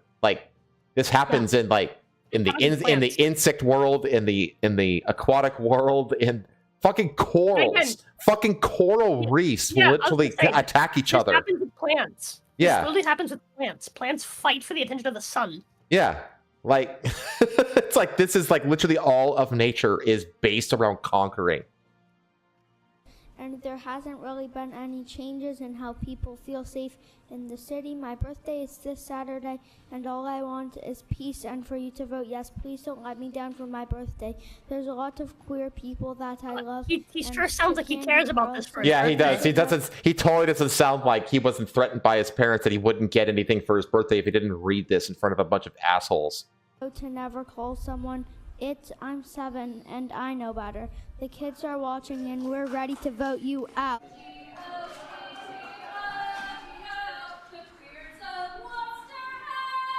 Oh my gosh. Oh, really? That was one of the councilmen said, by the way, that said, oh my gosh. Yeah, at least he's fucking singing a fucking Chaperone song, I think. I'm not going to torture chat with... I've heard that song in my car. I've heard that song in my car because Batha likes it. So, that's been the reaction. It's not going well for them, let's just say. Make this space safe or I will make it an unsafe space. Yeah, crazy. Yeah, it's just... What a disgrace to humanity. Anyway, okay. Let's move on from the trans stuff. We were talking about this city becoming a sanctuary for trans people. I would say, don't move here. Move here. Starbase, Texas is set to become the newest city, in Texas. Cameron County Judge Eddie Trevino Jr. signed an order finding satisfactory proof in support of the statutory requirements being met for petition for incorporation of Starbase. So Starbase is basically going to become its own municipality centered around rocket launches in Texas. Which is a huge deal, actually. kind of reminds me how like Disney was able to get the Reedy Creek district designated as like its own actual city to assist in the development of Disney World. Now that was like a highly corrupt thing, though. This is actually going to become like an actual city. It kind of reminds me of like how like a lot of the towns, in fact, most of the towns across like the Midwest and Western parts of the United States, except for like. What if it does become another Reedy Creek situation? I mean, I guess it could. Maybe it will. We'll see. But Hopefully it doesn't. Do you know the story of Reedy Creek? I feel like you went over it once and I forgot it. I went over it like way back at the beginning of the show. I talked about Reedy Creek and like the whole rabbit hole of what that was. And basically what they did is by designated Reedy Creek as its own like sovereign district that was essentially run by a corporation. Because like this isn't the first time that it's happened. There's a lot of, you never heard of the term company town? You know? No. A lot of towns and cities across the west and southwest parts of the United States started off as company towns. Let's say like they're on their way to California for the gold rush. Okay, they stop in a little area. That area, let's say, has oil. Well, oil baron will come in, claim all the land. They need a workforce. They need to feed that workforce. They need to provide shopping for that workforce. They need the post office, police, fire brigades. And suddenly, a whole town comes up around a single industry, a single company exploiting a certain resource. And that company basically runs and operates the entire town. It's called a company town. A lot of towns across the United States started off as company towns. That's essentially what Starbase, Texas is. It's a company town. And that's what Reedy Creek is. But Reedy Creek was basically like a scam because Walt Disney had these grand plans to build like this centrally, this what do you call it? Top down, center out, utopian city. But then he died.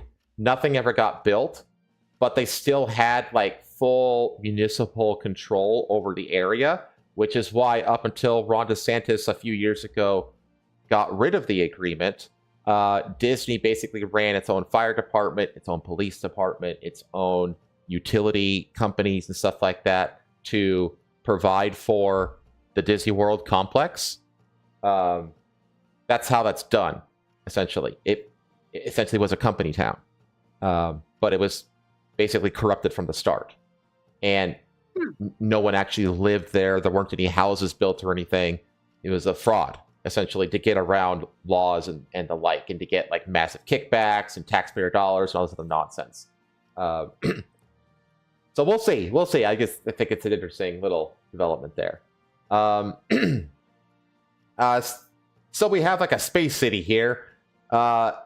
Continuing on with space, NASA makes emergency call as odds of a city-killing asteroid striking Earth increase. So this actually came onto people's radar like a couple weeks ago, and it had like a really small chance. But the chance of this thing hitting Earth in the year 2032 has come up quite a bit, actually. So NASA is training humanity's most powerful telescope on a city-killing asteroid to determine whether or not we need to brace for deep impact. Dubbed 2024 YR4, the building-sized space rock reportedly has a 1 in 43 chance of slamming into Earth into 2032, up from about 1%. So you think 1 in 50 is 2%. So it's close to 2%, which is pretty damn high, actually. Like, if I was, like, about to go parachuting and they told me that I have a 2% chance of... 143 is a little higher than 2%. Oh, yeah, you're right. Yeah, you're right. It is a little higher than 2%. But, yeah, like, if I was, like, going, like, parachuting out of a plane and they told me up at the plane that I had 2% chance of dying, I don't think I'd jump. That's too high. The asteroid was discovered by NASA in December and is reportedly at the top of NASA's watch list when it comes to hazards from beyond. With the time-critical threat potentially on our doorstep... 32%. 2.32. Okay. The space agency has enlisted the aid of the James Webb Telescope to study the celestial body and gauge how much damage it would cause if it did strike our planet. It is very important that we improve our size estimate for 2024 YR4. Oh, hello? Can you hear me? Hello? Hello? You there? Wait. Pause. Hello? Okay, What we're good. That was weird. You okay? Oh, okay. Did it cut out for chat too? I hope not. Okay. I don't know. The hazard represented by a 40-meter asteroid is very different from that of a 90-meter asteroid. Astronomers estimate that the asteroid measures roughly 180 feet across, around the height of the Leaning Tower of Pisa. This is what it looks like. This little speck here in the middle is what's going to kill us all, apparently. Hey, this photo was taken on my birthday. Wow, look at that. It's you. But I'll be real with you, even if it does hit, it's at that size, it'll honestly probably, because it's the size of a building, right? It'll shrink down in an atmosphere by quite a bit. And it'll probably break up too. Yeah, it'll probably break up until they make it shrink faster. Because you have to remember, like, yeah, okay, a 1 in 43 chance of entering the atmosphere. If it does hit, there's still a chance it doesn't break up enough, and you end up with effectively like the equivalent of having like a shower of meteorites. Well, that, but I was gonna say like a peppering of basically okay. You know how like when like rockets are launched, right? Like the warhead doesn't necessarily like have to explode, right? If it doesn't explode, if you like disable the warhead and you just launch a rocket without the warhead, you still have like a big hunk of something heavy. It's gonna smash into something. Yeah. And do damage. Like a bullet. Yeah, but really big. Like a giant bullet. Yeah, you'd effectively have that, and that would kind of terrorize shell. the city. Yeah. That could theoretically terrorize the city. Like what immediately came to mind was that one scene in fucking Ghost Recon Future Soldier, where like there's like a scene that's like gonna get nuked, and then but like they have like this system that basically like disables the nuke when it enters within a radius of like the city. But the physical object still hits the fucking building. It doesn't just disappear, right? It doesn't make like the nuke just poof gone. Right. It's just disabled. You still have like this hunk of metal that hits a building, and then like fucking glass like crashes down onto like the city below and on the people below. But that comes to mind. That image comes to mind. Well, the thing is, it's like you have to remember the difference. So here's a little bit of science nerd terminology for you. A meteor is a celestial body that enters the atmosphere and completely burns up. Oh wait, no. A meteor. What is it? No, a meteor just passes by Earth with invisible range. That's right. A meteoroid, OID, enters the atmosphere and burns up completely in the atmosphere. And then a meteorite is able to pass through the atmosphere and actually strike the surface of the planet. Those are like the difference between the three terms, essentially. So they're saying like it's like 1 in 43 chance.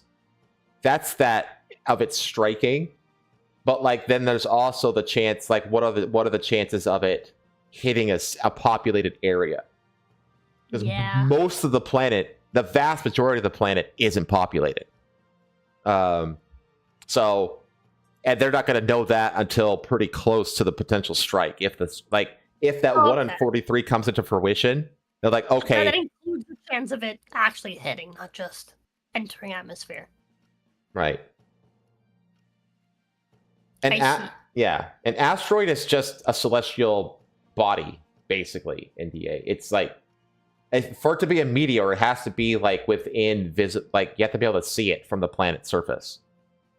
So, based on these calculations, a strike by YR4 would cause roughly the same amount of damages as the Tunguska event, which laid waste to around 80 million trees in Siberia in 1908. However, as these estimates are based on terrestrial telescope data, they only see sunlight reflected off the asteroid's surface, providing them a limited picture of the cosmic body. See, that's the thing. It's called an asteroid. They're calling it an asteroid right now because they can only see it right now with a telescope and with satellites and stuff. You can't see it from the planet, like with the naked eye. So they're calling it an asteroid right now. Asteroid. In reality, the asteroid could be much larger. James Webb would help astronomers glean a more accurate measurement of its size by using its infrared instruments to study the heat rather than brightness given off by the asteroid. In general, the brighter the asteroid, the larger it is, but this relationship strongly depends on how reflective the asteroid's surface is. Could be 40 meters across or 130 feet, very reflective, or 90 meters, 295 feet across, and not very reflective. Because it orbits the sun, the telescope doesn't have to observe near-Earth bodies through our planet's obscuring atmosphere like its counterparts on the ground, giving it a much clearer view. The first round of James Webb observations will transpire in March when the asteroid is at its brightest. It will then set its sights on the YR4 again in May as the space rock rockets away from the sun, which will be its final chance to provide observations until the asteroid's comeback tour in 2028. These measurements will in turn be used by the ESA, NASA, and other organizations to more confidently assess the hazard and determine any necessary response. This data could be crucial because even with the current size estimates, experts predict that a strike by YR4 could explode with a force of 15 megatons of TNT, 100 times more powerful than the atomic bomb that dropped on Hiroshima. So, yeah, this is a potential city killer, and it has a way higher chance of striking the Earth. It's an alarmingly high chance, I would say. So, I wonder if the show will still be airing by the time this thing strikes. You betcha! We'll be here for another 8 years, chat. Minimum. And then the asteroid, if the asteroid strikes it, then just 8 years. Then just 8 years. Yeah. Okay. Let's talk about immigration a little bit. Oh boy. Primarily this major deal that was struck with El Salvador. So, do you know about Bukele and El Salvador? Do you know that background at all? Yes. Yep. It's amazing. It's a fucking legend. I love him. Yeah. Why don't you tell the chat to catch him up? The TLDR is basically, guy showed up and he was like, I don't care if you try to kill me. I'm going to make a super prison, and I'm going to put all of the fucking cartels in it. For life. All the gangs are going to go into this fucking super prison for life. And they're never coming out. Yep. They're never coming out. We're not going to fix it. If you see someone fucking, trying to do this gang bullshit, you fucking report them. We'll get them. We'll put them in. No trial, no nothing. They're just going in. Fuck them. And then I'm going to have a separate government body basically go through everybody, including myself, within the government, and basically do like a full basically like a massive in-depth background check on everyone. Everyone's gonna get observed. Again, I don't care if you try to kill me, fuck it. And that's basically what happened. He basically had he had his government basically, he had someone appointed to basically go through and sweep the entire fucking government. For context, none of this would have happened if not for the fact that his people, the people of El Salvador, voted to have him go another round. Basically, they had him. They basically voted to get rid of their rules for terms, right? Mm-hmm. So that he can basically continue his work because they loved him so much, and he literally cleaned out all of the fucking crime. El Salvador went from being one of the most dangerous places in the entire fucking planet to being one of the safest.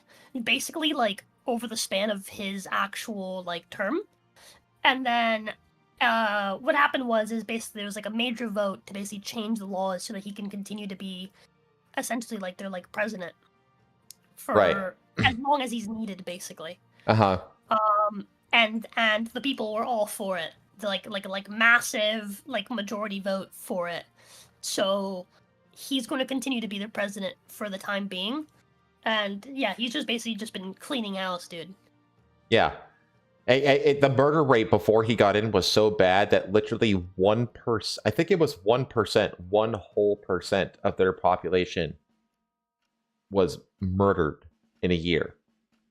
I think. It was crazy. It was Yeah. actually crazy.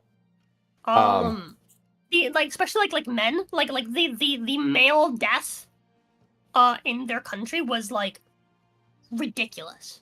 Mm-hmm. It was higher than like the percentage of boys being born. Like it was fucked. Yeah, it was And insane. he just completely turned it around. And he also went into like basically cleaning out their government and like their expenses and stuff. He had this whole like magnificent speech I watched, I think like last year, where he was basically talking. It was like right after he got voted in.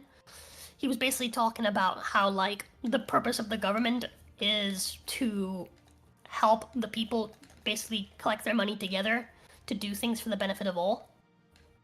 Right?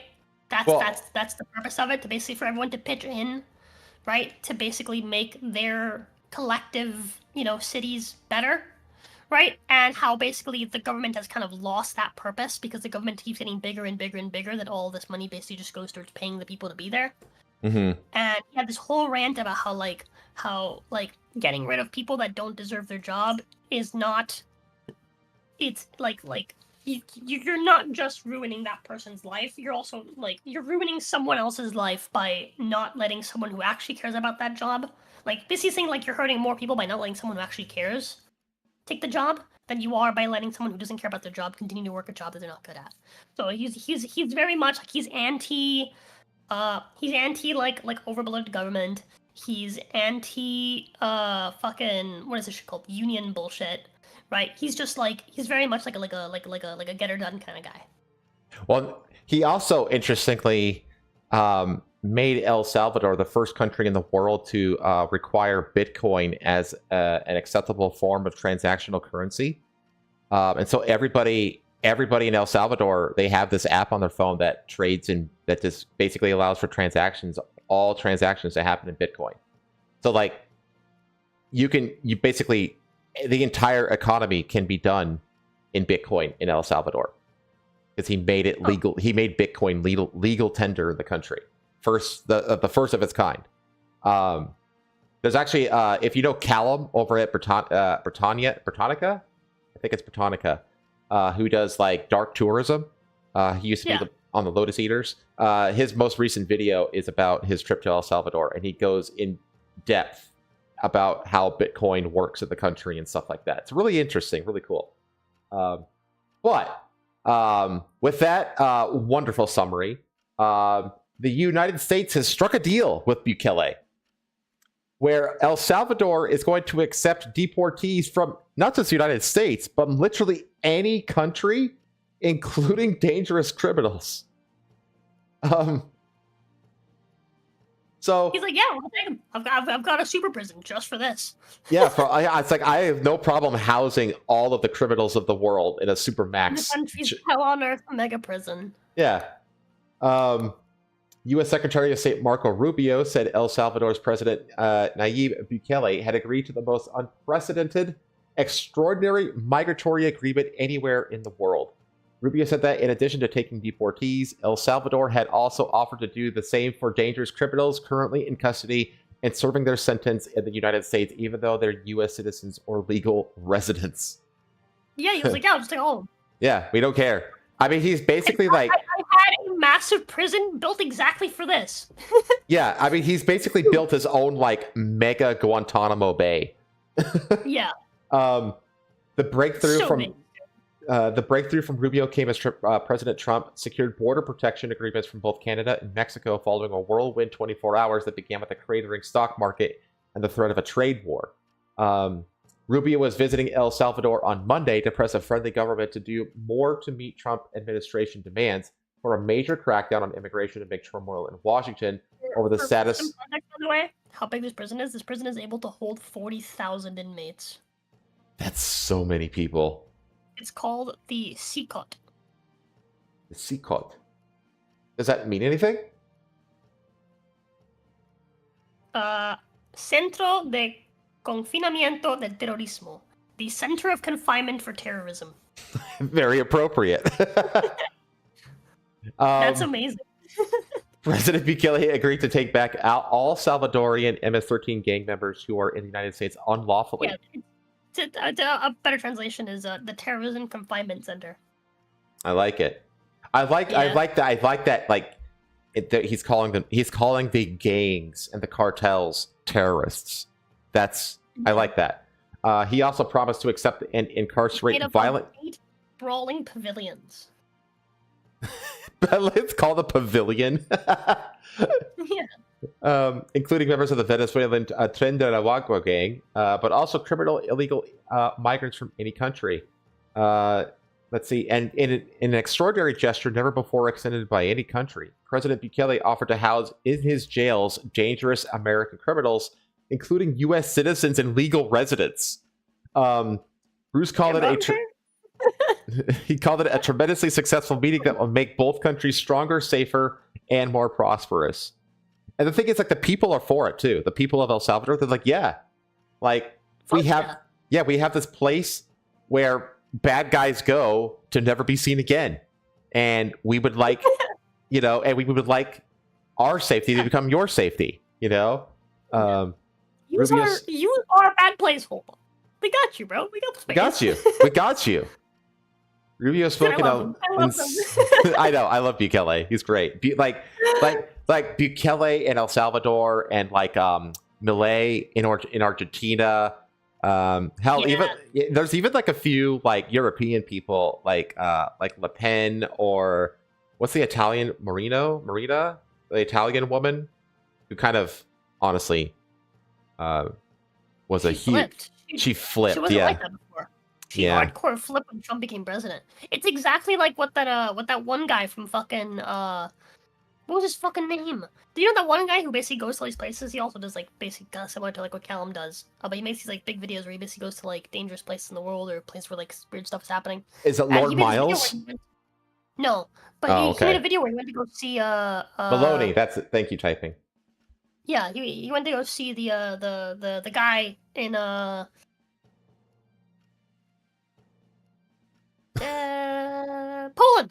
Poland. Was it Poland? I think it was Poland. Poland's the base one, right? Yeah. Well, the one. It was based. It's less so now, unfortunately. Basically, when it was based, and they had their whole we'll just shoot you at the border, dude. They had that whole thing. Mm-hmm. Because one of their fucking border people got killed. Someone with a fucking spear. And so he went and interviewed that guy, and that guy was basically saying how the U.S. election's gonna be massive because that's gonna basically deter what the U.S. does, the rest of the world follows, is what he was basically saying. And so he was saying how if the U.S. elects Trump, we're gonna see a wave of that come across, Well, you saw, the EU basically. Yeah, the EU, and you saw that immediately with the fucking Italian president. Mm-hmm. Yeah, Maloney. She flipped him a dime, bro. Well, she went in as like a hardcore anti-immigration candidate, but then she cucked out immediately when they threatened her with we're gonna see the economy crash and jobs are gonna go, become a job availability and blah blah blah, all this kind of shit. And she just immediately just caved to it, essentially. But you even start because JD Vance, he went to that security conference in Munich recently, and he just told them to their face that y'all are being totalitarian towards your own citizens. I saw that. A lot of people on Twitter posting hey, America, can we have your vice president for a month, please? Can we take him? We need him. We need his help. Yeah, he was fucking great, dude. It's and he just rebuked them. It's y'all fucking in Britain, you arrested a guy for praying a block away from an abortion clinic to himself in his own head.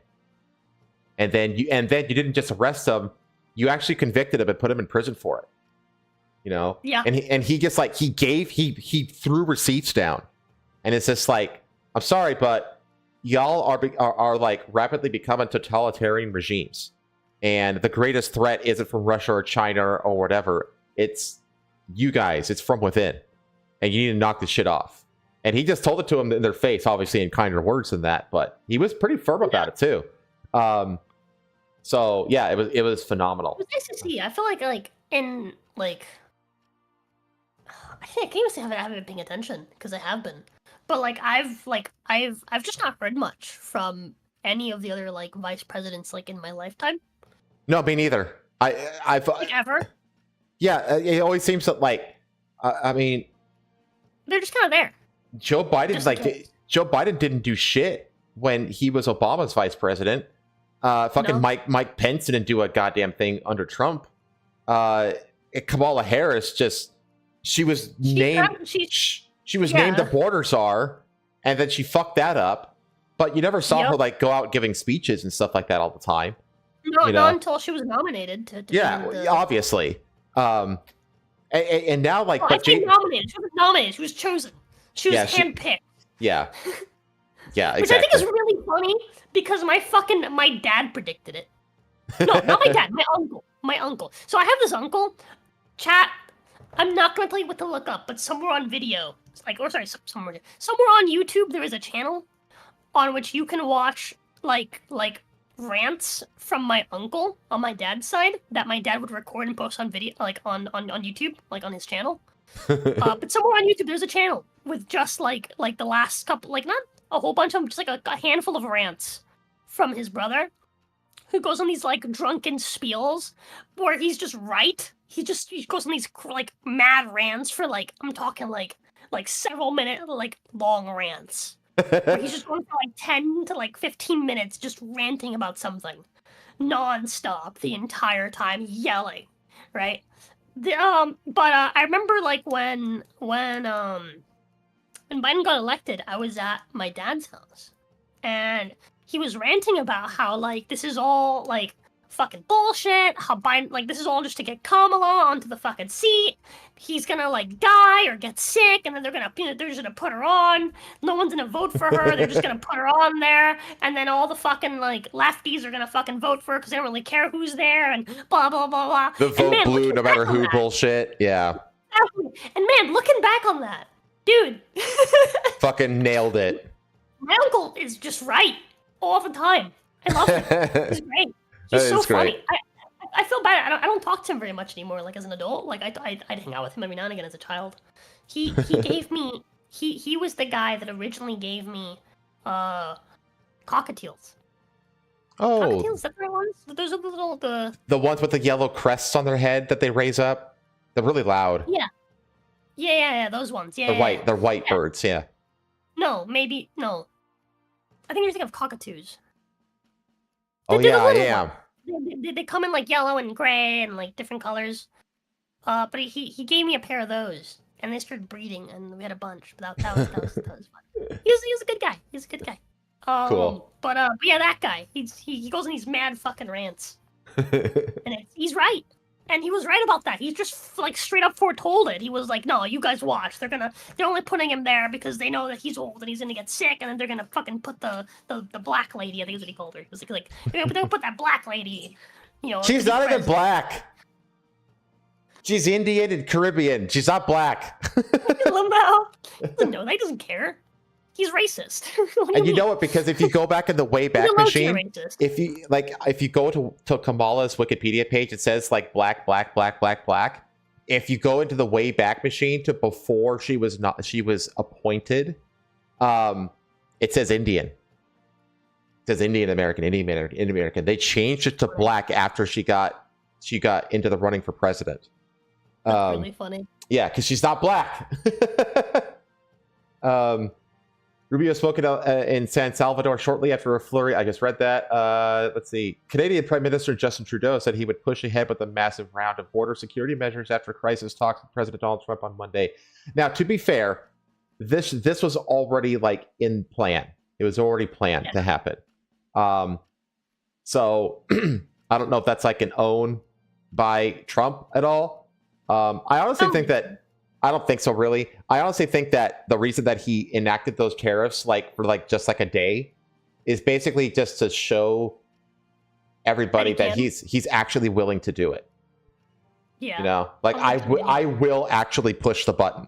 You know what I mean? I think that's what that whole exercise was. So this is like the iconic photo of all the gang members, just like they are never leaving this prison ever again. Let's see. After a conversation with Trump, Mexican President Claudia Sheinbaum, a socialist, said that Mexico has agreed to send 10,000 members of the National Guard to the border to prevent drug trafficking from Mexico. Now, that is a new thing that she agreed to do to stop the tariffs. Rubio also watched a U.S.-funded deportation flight with 43 migrants leave from Panama. This is the whole Colombian thing that we went over. That came a day after Rubio delivered a warning to Panama that unless the government moved immediately to reduce or eliminate China's presence at the Panama Canal, the U.S. would act to do so. Just whipping out their dicks and just plop, just on the table, you know, just all over the place, just flopping that thing out, you know. You don't want me to do it. But we will do it. Migration, though, was the main issue of the day, as it will be for the next stops on his 5-nation Central American tour of Costa Rica, Guatemala, and the Dominican Republic after Panama and El Salvador. I've been to Costa Rica. It was weird. There was like military personnel out, like guarding the grocery stores and shit. It was pretty though. Yeah. President Donald Trump's administration prioritizes stopping people from making the journey to the United States and has worked with regional countries to boost immigration enforcement on their borders, as well as to accept deportees from the United States. So, yeah, I mean, I think you get the gist of the story here. It goes on and on and on, but so there's like, yeah, this huge deal was made. Now, like, again, like I don't think so much in immigration. It's more with like the US aid and like what the Doge has been doing.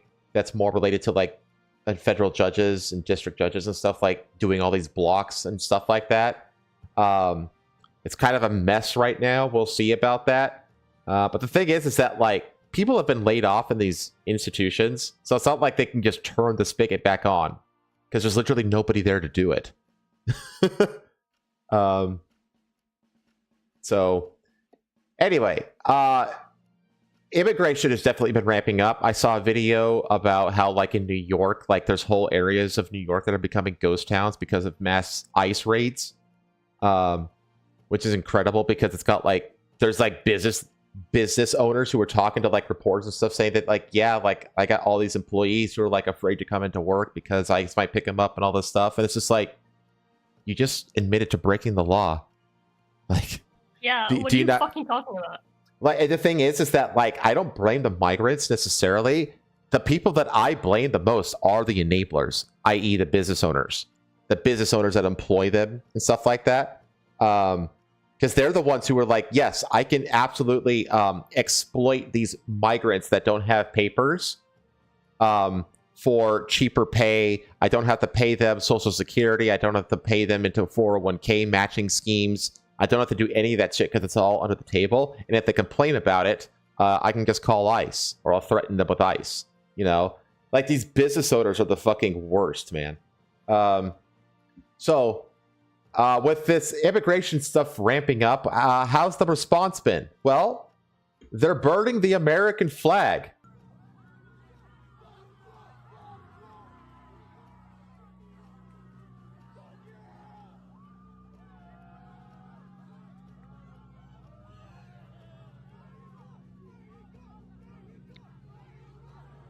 What are they saying? I have no idea what the fuck You know what I'm saying? I can't understand them. Mariko. Oh, wait, play it again? Boom the volume. I can't hear it.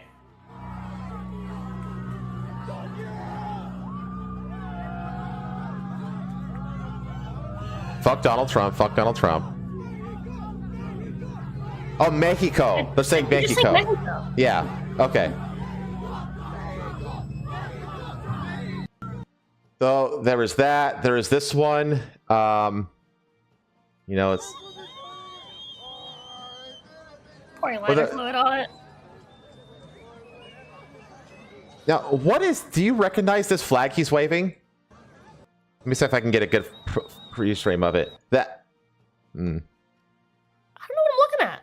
Yeah, what is this flag? I've never seen this flag before. Is this like is this La Raza? Because this, I think, is the Mexican flag back here. Yeah, that's the Mexican flag back there. What is this? But I don't know what this is. I think it might be La Raza, which is like the racial superiority like Mexican organization. I don't know. Maybe someone from chat knows what this flag is. But that looks like a fucking yeah, it reminds me of like it looks like a fucking like ultrasound image. Kind of does. But there's also this flag on the right. I think that's a Mexican flag too. Okay. So yeah, I guess noticed this flag and I was like, what the hell is that? They're also blocking traffic.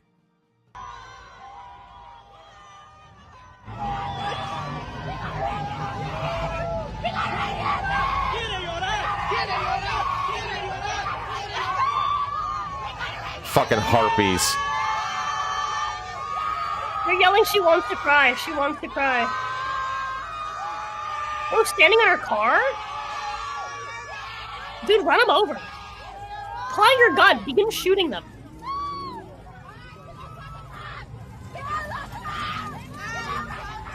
Fucking deport them to hell. Yeah, there was this major one in LA.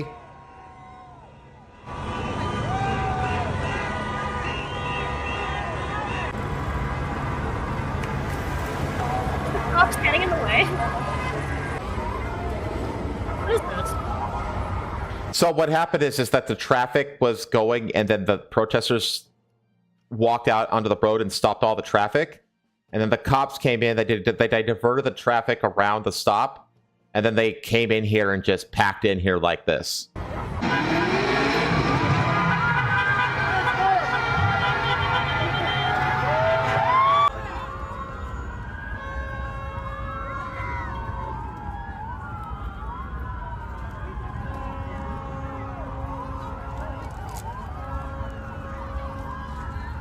Fucking hell.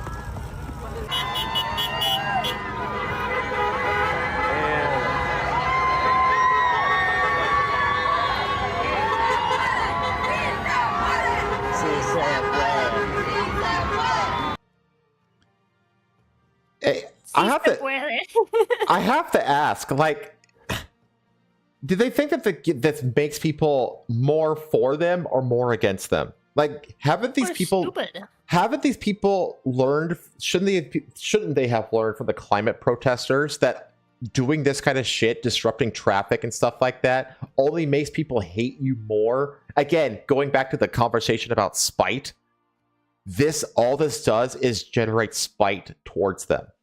Like, all you do by doing this shit is hurt people, is hurt yourselves. Yeah, like, don't protest to the fucking average Joe.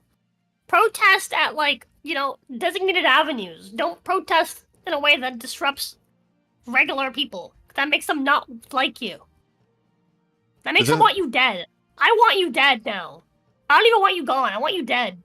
Yeah, it's like this makes people hate you even more, and it's like it makes people more fervent in their hatred and desire to get you out by any means necessary. Like, all you do by doing this shit is hurt yourselves. It's like, these people have no fucking concept of human psychology. I swear to God. Yeah, dude, it's fucking wild. Like, dude, I understand. My wife is Mexican, all right? Her parents are illegal, and I love them. They love me, all right? Like, we have a good relationship, Mm-hmm. But even then, like, seeing this shit, it's like, dude, I'm sorry, but you're asking for it. Yeah, exactly. And that's another thing it does. Asking for it. That's another thing it does is when you see this kind of shit happen, when someone becomes more spiteful, like, we are right now, you tend to generalize more. And good people get roped in with the bad people. The more bad the bad people do. How you protest this if you really want to protest this? Go to the stores that are getting rid of the, like, Mexican aisles. Stop shopping there. Mm-hmm. Protest with your wallets. Stop shopping there. Yeah. You guys still buy food. You still use up resources, right? You still purchase resources with the money that you make, right? Stop buying it from designated places that don't respect you. Go to specifically the places that do. Yeah. And there you go. Yeah. You're sending a message not to the common people who don't give a fuck whether or not you're gone.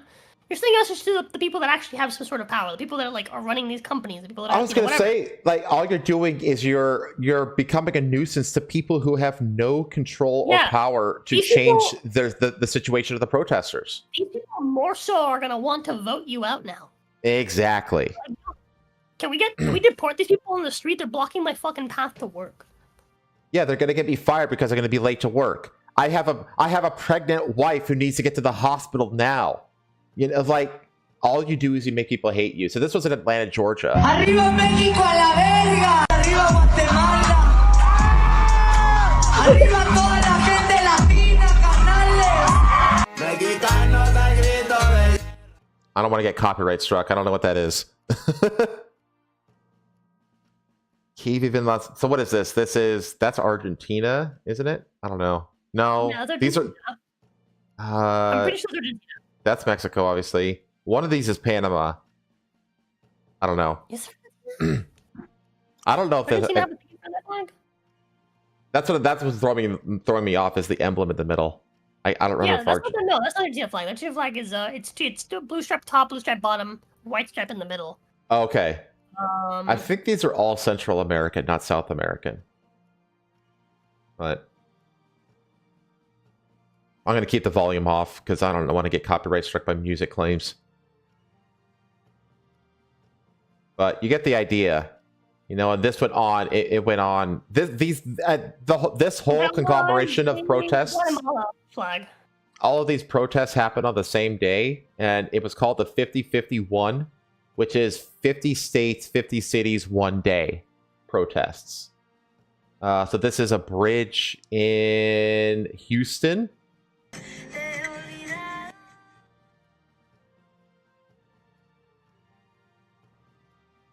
least they're not blocking the traffic, but they're on that bridge. They're on all the bridges, basically.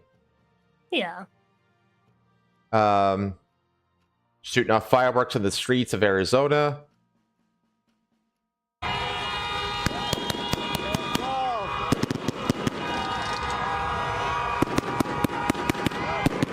If you love Mexico, this is the thing. You always say, like, Mexico, bro. Well, here's the thing, though. I guarantee you that all the people doing this, or the vast majority of the people doing this, they are probably, like, in agreement with, like, the whole La Raza movement, where they actually think that, like, California and Arizona, New Mexico, and Texas are, like, actually, like, should belong to Mexico. So they think that, like, those states are actual Mexico, and then the Americans should get out. I doubt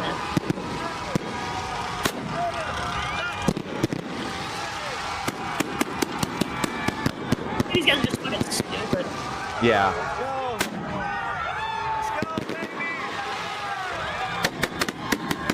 Yeah, show your face nice and clear for the cameras. I'm sure ICE won't record that.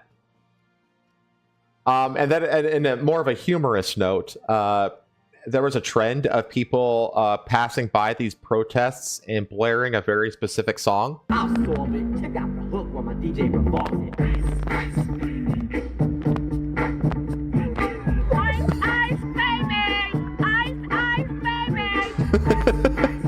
Oh my god, a white lady like ice, baby. I know. I for sure, I thought it was gonna be illegals in my yard. Do do do do. Illegals in my yard. Do do do do. And what did the politicians do? Well, they sang out of tune. Which side are you on? Which side are you on? Tell me which side are you on? Which side are you on? We'll fight the American people. What? The side of the American people. Piss off. Oh, yeah. And Stroge will fight Elon Musk. No Elon's kept within our walls. We'll fight from dawn to dusk. Oh, which side are you on? I'm not going to keep torturing you with this, but they got mocked relentlessly on social media for this. Who orchestrated this, dude? This is the most like boomer thing So I've ever seen in apparently my this fucking is life. apparently this is like an old song that they like repurposed, like just inserted, like they replaced certain words with like Elon Musk and Doge and like ice and that kind of stuff, and it just was like this pathetic cringe thing that got mocked. Like I said, it got mocked relentlessly on social media. So that's what's going on with the 50. That's what happened with the 50-51 protests. And the thing is, like, you think that it's like everywhere. It's in Arizona and it's in Houston. It's in Atlanta. It's in everywhere. It's like, do you guys fucking remember the Women's March during President Trump's first term? Like, here, let me bring it up. Like, Women's March 2020, like 2017. Look at this. Look at this, chat. Look at this. This is a fucking protest. This was fucking huge. I mean, let's just look at these images. Just seas of pink. Seas of people. And this was everywhere. This was millions and millions of people. This is probably might actually be the biggest protest I've ever seen or heard of in my life. This was gigantic. And maybe not since like the Vietnam War have we ever had protests this big. This is a protest. Fucking this ain't nothing in comparison. Yeah, dude, it's just a family getting together. It's a family get together, yeah. It's like you only have family get together. You have enough people to cover a few bridges, compared to Yes, I'd probably pay for this. Compared to this. You think USAID is just like, quickly, another one. Quick, it's not too late. Quickly before they catch us. I know, right? Oh my god. Throw money in it. But yeah, that was the 50-51 protest. That's like the current state of immigration. Yeah, things are happening. Things are happening really fast too. So, okay, let's talk about death lasers. Yippee! So, U.S. Navy hits a drone with a HELIOS laser in successful test. So this was making the rounds on social media at first, claiming that this was a doctored image and all that kind of stuff because the laser doesn't, it doesn't shine essentially in the visible light spectrum and all this other kind of stuff. And I honestly think that they're probably right. This is probably like put through a filter or filmed through a filter to be able to like pick up the frequencies and stuff like that.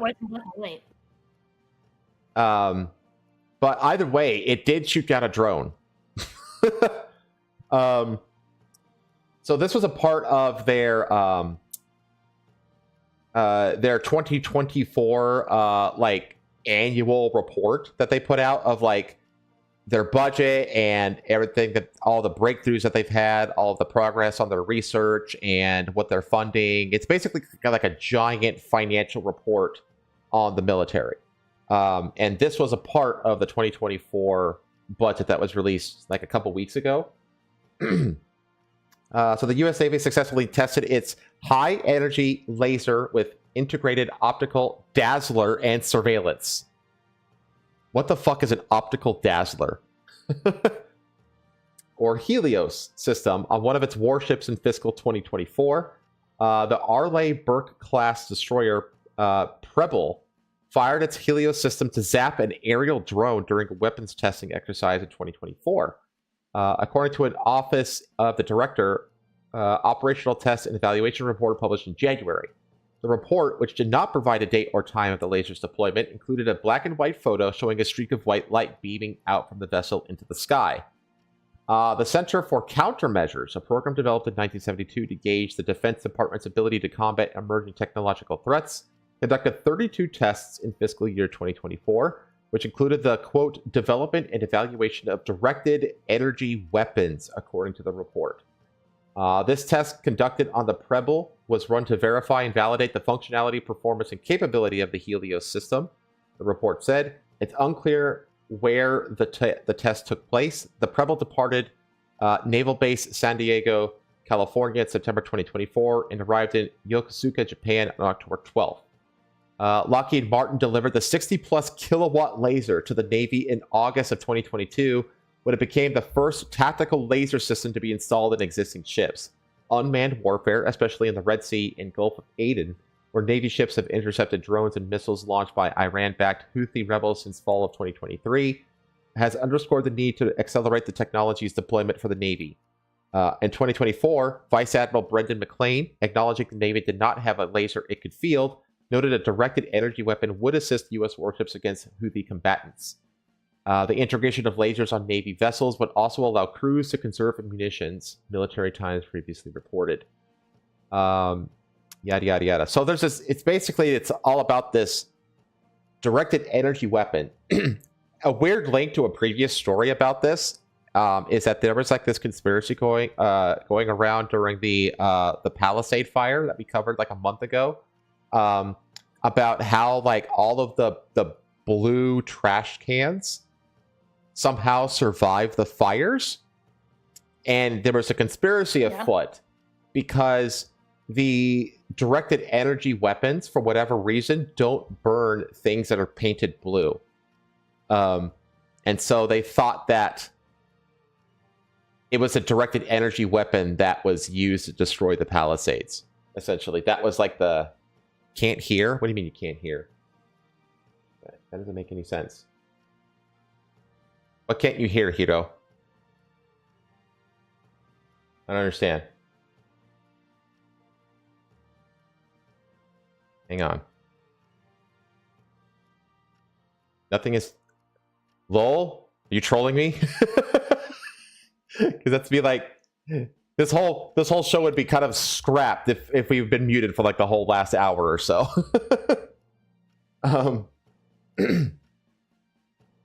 But yeah, the whole that was like the whole conspiracy in the Palisades fire, is that it was like a directed energy weapons attack or something like that.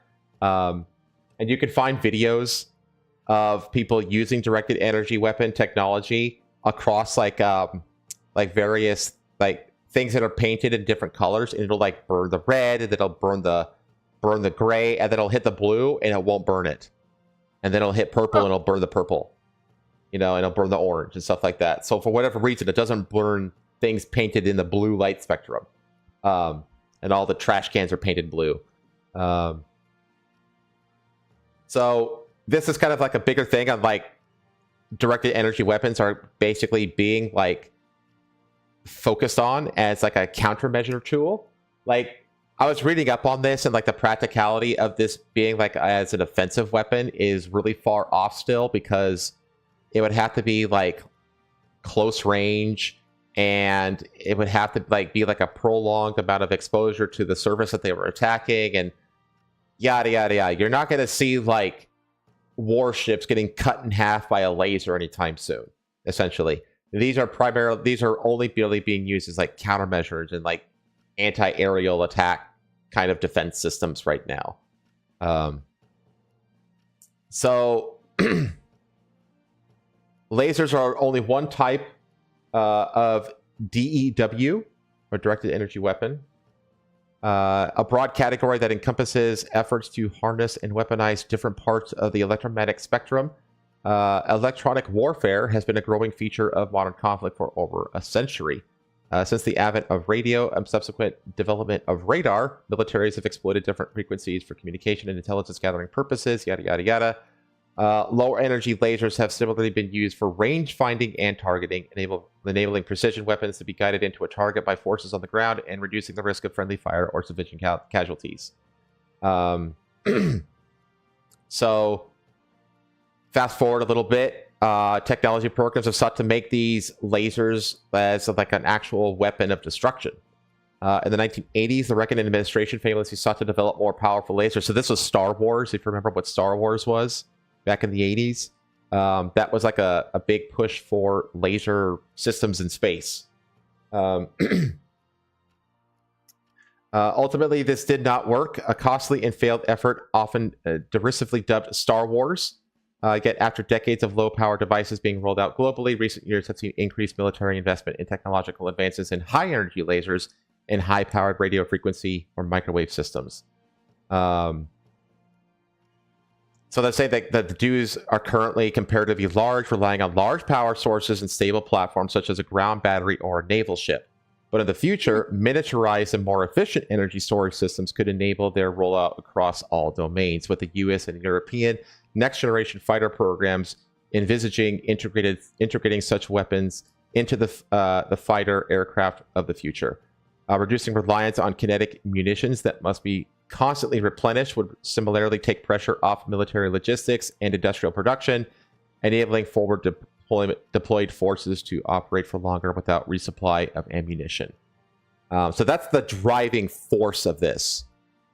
Okay. The driving force of developing these laser systems is that they don't require ammunition. They only require power.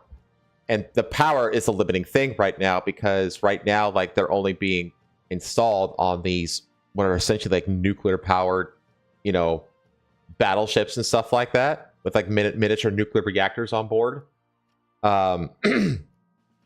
So that's what's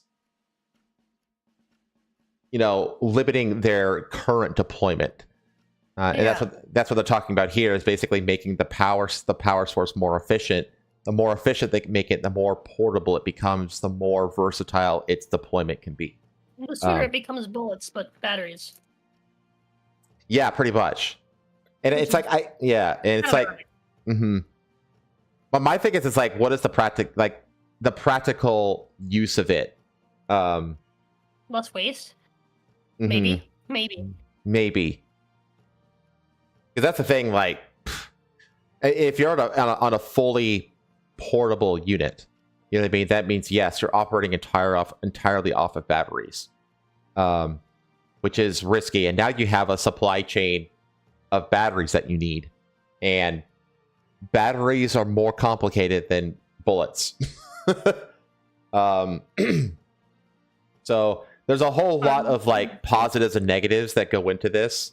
But right now they're basically just, I think they're currently like the whole thing about shooting down the drone. I think they're in the middle of what is essentially like feasibility testing.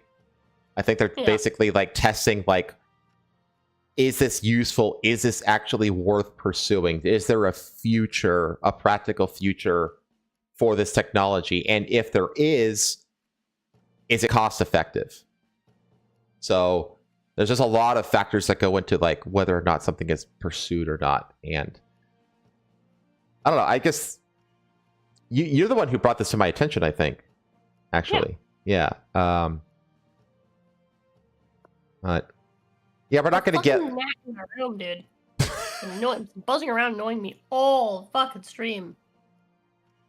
Yeah, we're not going to get the the little handheld laser gun in like a Fallout game or Halo anytime soon. That's for sure. And we're sure as hell not going to get lasers like in the Star Wars movies that shoot, like, they're essentially like laser bullets, which is like, that's not how lasers work. It is really funny. Yes, and then the light beam travels at bullet speed. It's like, huh? Yeah, it's like, what? They don't make any sense. No, the Star Trek does a much more realistic, like, well, I mean, it's sci-fi, obviously, but like the way a laser actually works, like Star Trek actually did that, where it's like it fires like a continuous beam from the source to the target, and they can control the power or whatever on their little device thingy, the little phasers, whatever they're called. Star Trek was always better at that than Star Wars, for sure. But it's interesting. I mean, it's interesting to see, like, it looks like they think that there is actually like useful feasibility for these things. So I guess we'll see. I don't know. Do you have anything else on this one? No. I want to read about it. Okay, cool. I guess we're now in the final few stories of the show. We're going to get into a few little dumb things first. First is disbelief as animal charity funded by the taxpayer partners with furry event where people will wear themed erotica and fetish suits. I love listening to normies talk about furry culture. And I'll tell you right now that, like, as a furry who doesn't actually like engage in the furry culture stuff at all, like I don't do fursuiting and stuff. I don't go to the cons, or I don't engage in any of that. I guess like the aesthetic of it as a cartoon, pretty much. That's like the extent of me being a furry. But the thing is, it's like when you're even at the level that I am, which is very much at the shallow end, you unfortunately become aware of this shit, and it's embarrassing and cringe. And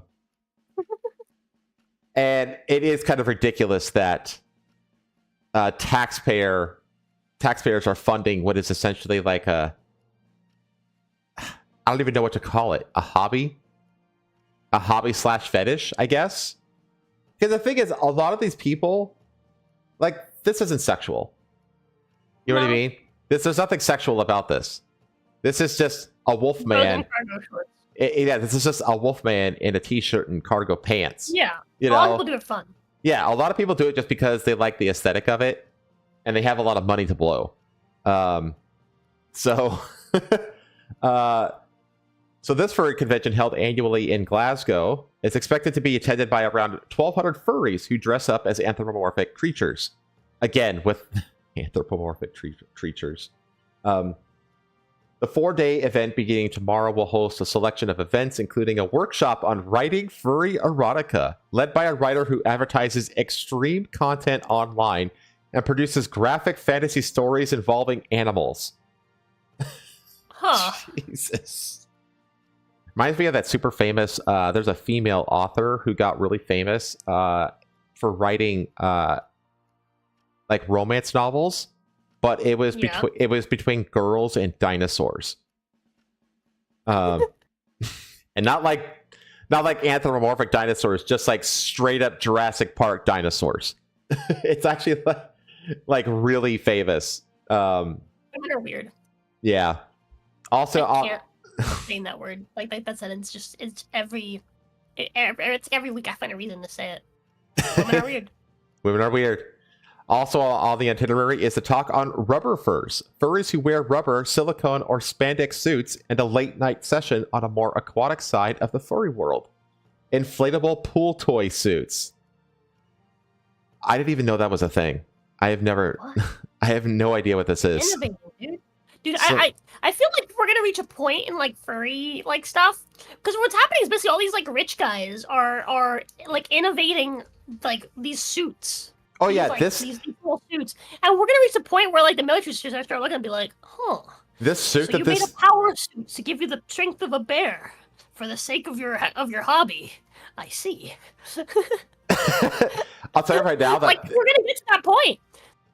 I don't know how much this suit is like underneath the clothes, but if it goes like, first of all, he must be hot as fuck, like temperature wise. What number two? Here's the thing. Well, this guy looks like he's just wearing the fucking arm sleeves and the head. But, probably. Like, there are people that have like the full suits and they got like ventilators and shit in there. Like, it's a whole system that they have. Like, I need to understand. Like, I've seen pictures of the inside of some of these suits and they have like wire framing. You're literally wearing like a suit of metal framing with all the furs attached over it. Yeah, and there's cooling systems inside of the more cooling systems. There's all sorts of shit. It's insane. And they cost a fortune. They're like $8,000 to $10,000. Yeah, dude, they're literally like some of these people are literally like innovating fucking power suits, basically. Yeah, they kind of are. It's wild. But let's see. On Saturday afternoon, a Meet the Charity event is scheduled for furries to be Saving Wildcats representatives who will host a presentation on their work. Concerns have been raised over links between furries and warped sexual fetishes by campaigners who have dubbed ScotiaCon a creep convention. Yeah. I mean, I can't. When you look at an image like that, yeah, I can't blame you. Yeah, like this is, man. RZSS denied having an official partnership with ScotiaCon, but it has since been revealed it has welcomed furries to Kincraig Center in December. Fursuit-wearing ScotiaCon reps were given behind-the-scenes access to saving wildcats conservation work and even posed for pictures. The Furry Convention's website also features an entire page dedicated to our charity, in which it gives details about saving wildcats work and confirms the partnership. ScotiaCon organizers have warned furries attending the convention held at the Crown Plaza Hotel not to display artwork depicting... I don't even want to say these words. Pedophilia or cub porn. Which is bestiality. It's basically like fucking young Simba from The Lion King. That's what this is. And it's like, that is an image I don't want in my head. There's, dude,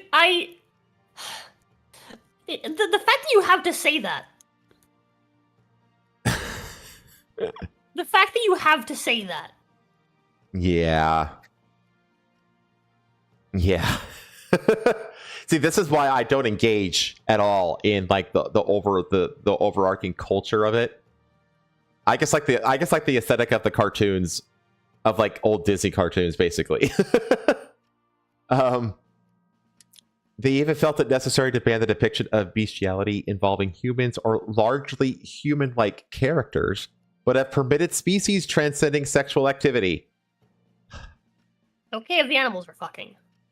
Yeah, artworks being auctioned off at the event depicting toilet-related activities have been highly discouraged, but ScotiaCon have not imposed an outright ban. Jesus. I like how they have to mention all these things. I know. You know why?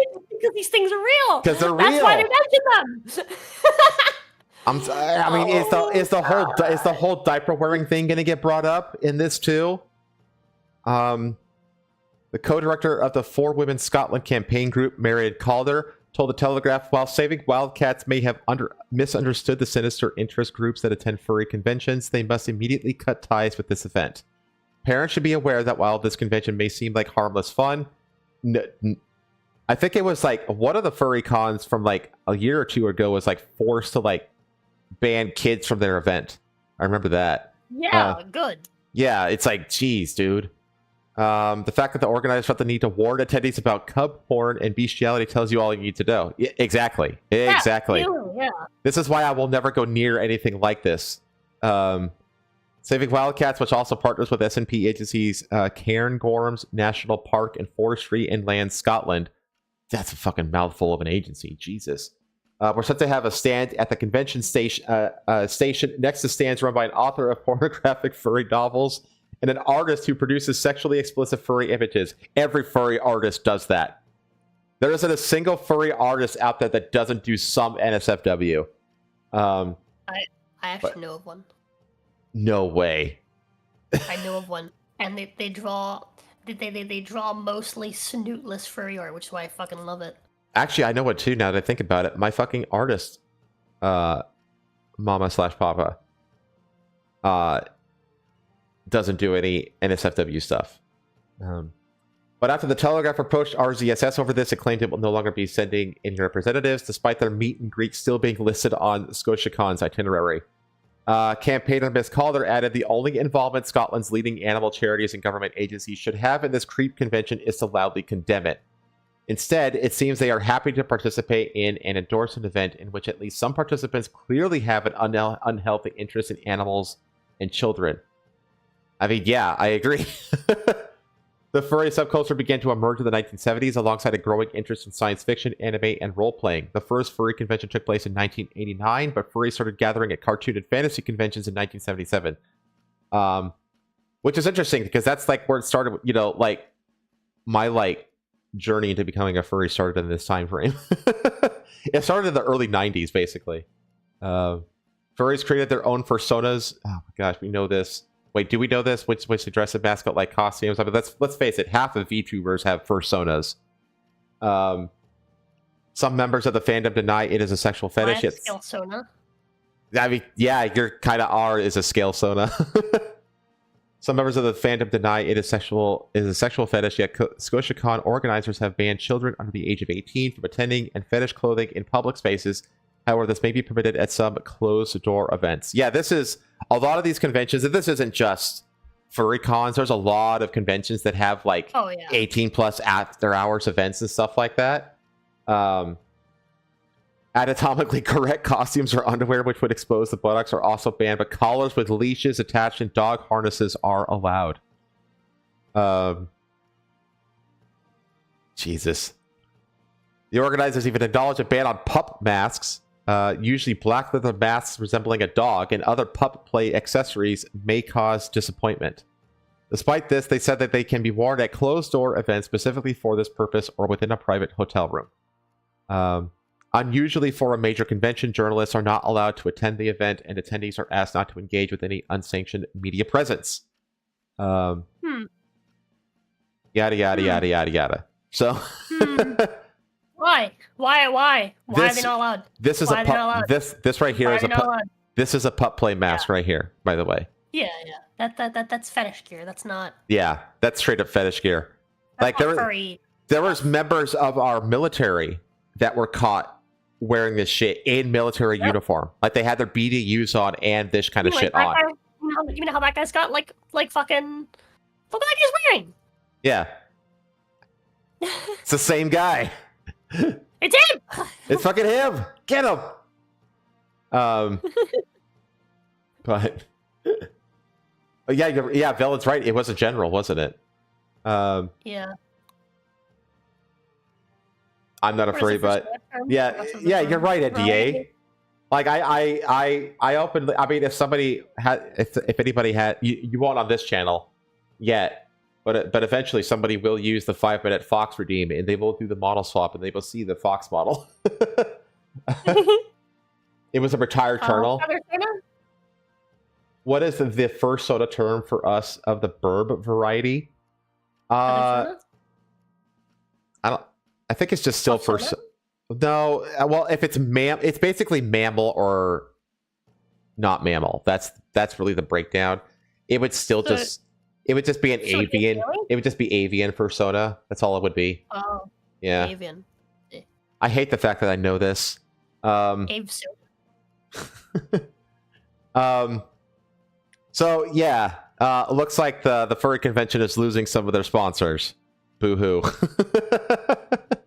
Oh no, they're no longer sponsored by, Dude, the thing is, it's like fucking. Charity. This is a weird thing about furries, but furries have like a gross. They tend to make and have way more money than the average person. It's really weird, and I don't know why that is. But furries tend to be fucking rolling in cash. I think that they could get by without a few bucks from the fucking charity, whatever, groups that were funding this originally. They're probably okay. So, yeah, they're loaded. Yeah, see, Hero knows that they're loaded. I mean, I guess I can. I don't consider myself loaded, but I do make like significantly more than the average salary in America. Like I strangely do meet this criteria. I'm not. I'm humble bragging right now. And they do lots of oh, let me get my friend in here, and their friend's also a furry. Yeah, so. It's weird. I don't know why. I don't know why that is. I bet that there's videos on YouTube about like next time that you speak to your tech support, remember that Indian man is a furry. Ask them about it. Be like, hey. Okay, let me. I'm gonna just glance over the next few stories for the sake of time. Hi, Matt. What's up, dude? Let's see. So the Danish have received like several 100,000 signatures to buy California in retaliation for. I'm all for this. For one, if we could trade Greenland for fucking California, I am 100% for that trade. Are you kidding me? That'd be an amazing trade. And then So that's just a funny little meme thing that happened, or it's still happening. It's still getting signatures. I think, yeah, that says it has more than 200,000 signatures as of Wednesday, February 12th. So obviously, yeah, exactly. So like that's a significant portion of the population. Actually, that's a few percent. Whenever I hear about like a big like 3-digit, not three, fucking like six figure number, right? And it's like a European country. I'm like, isn't that like all of them? It's a lot of them. Yeah. Isn't that like their entire population? Don't they have like maybe like 10,000 people living there? Well, I think I know that like Britain is one of the most. Britain's kind of like Japan. It's like it's I know it's super populated, like densely populated. But like most European countries, like even like the bigger ones like Germany and France, they only have like 50, 60 million people in them. You know, it's not like a huge number of people. So when you get into the hundreds of thousands, you're actually like, you know, you're into like whole percentage points at that point, you know? Yeah. People in America forget that because we have like 380 million people in this country. So, okay. And then a follow-up story. So you remember that obese rapper that was rejected by the Lyft driver, and then she proceeded to sue Lyft for discrimination? Well, she went onto the Breakfast Club podcast, and this happened.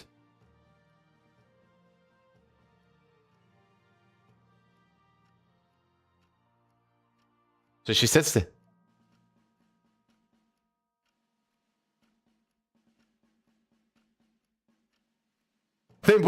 They shove over a whole ass couch for her.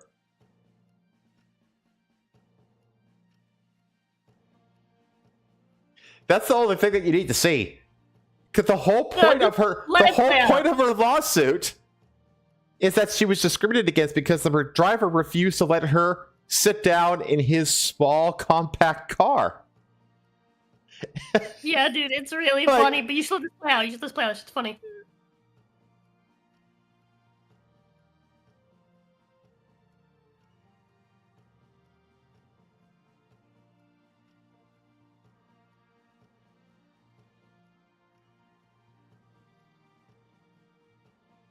What, we should make cars that just magically grow in size for fat asses like you? Like, what? There's no sound. There's no sound. What'd you do, Helmsman? There's no sound. How is there no sound? I didn't change. Oh, okay. Okay, let me restart. Oh, nice to meet you. Hi, how are you? Stormy, how you doing? Hey, King, how you, brother? You good? Nice to meet you, King. Got it. Yep. This the only seat y'all got? What you want? What you need? A bigger chair or something. Is she already little? We had That's what I'm talking about. Good. This is accommodation. There you go. She's a rapper, chat. You know, you walked in and you said the chair was too small, so we had to bring the part of the sectional for you to sit in. And you said something. You said, this is what I'm talking about, accommodations, right? Yes. But we live in a world that's not always going to be able to accommodate people that are plus size. But we should, though. We should, because we not all the same, you know? Mm-hmm. I feel like we should. Like, why not? I feel like... Because someone just doesn't understand how, like, things happen. Can you let this play? Okay. I want to hear what she says. I really do. Okay. I feel like a lot of times people think that bigger people, obese, the F word people should just be in a house. When it's like we not. Word? Yeah, the F word. I'm not. You heard that you can't say in your house. Fat. You don't like it. Oh! I'm not saying that. Yeah, you don't use that word in my house either. I thought you were talking about the gay slur. I'm like, wait, I'm no. But I just feel like it should be accommodated. Bigger people should be accommodated, just like we accommodate. I say it. I love how I love how obese is way worse than fat, and yet fat was the slur to her. The LGBT community. All those other communities. I just feel like we outside. If we inside is get up. Why you in a house? You should be doing this. You should be doing that. When we outside, it's like, why you not in a house? I'm amazed this bitch can fit outside. Well, people would say, Okay, Joe. Who actually told you that? Because, like, that's crazy. I don't believe that, you know, F people should stay in the house. I mean, but... I mean, that's how it is. We go outside and people looking at us crazy. Like, you know, we getting stared at. For what? Because we bad? Well, go to the gym. No one's saying no one's saying to go back inside. People are saying to go into a gym. Yeah, wait. Hang on. Or, you know, why are they staring at her? Car. There's no reason to stare at her, and yet she censors the word that represents the reason that people stare at her. Yeah. Like, but you know why they stare at you. Here's the thing, she's bitching about accommodations as if fucking Uber didn't have Uber Lyft. XL. Or sorry, Lyft. Same thing. They have XL section for larger people. Oh, wait a minute. You can get a larger car. Hero They have just the fucking accommodation. You didn't fucking pick it. You stupid fucking cunt. like you're obviously XL. You censor the word. Like, you know that you're fat. Like, you know that you need XL accommodation. That's why you asked for a fucking couch instead of the normal ass chair. Like, it's like, just this. Her saying that she shouldn't have to use the XL version of the fucking of the app, right? They shouldn't have to request an XL thing. Well, okay, well you didn't have to fucking request a couch then, didn't you? That chair should have just been magically bigger, bitch. The fuck do you mean? She's that's not how that shit works. This bitch is such a literal. This bitch is such a literal lol cow. I gotta say, Hero told us a hilarious joke in chat. Is it too mean to make a joke about her at the Breakfast Club? That's fucking funny. She's a fucking little hippo, bro. What the fuck are you talking about? Yeah, she's a low elephant. You compared your situation to the LGBTQ, and a lot of people would say, well, LGBTQ people don't have a choice to be gay or whatever, but you have a choice to be plus size. Mm-hmm. So they want you to make better choices. Eat right, work out, lose the weight. I feel like I do. People think you're born gay. Born gay.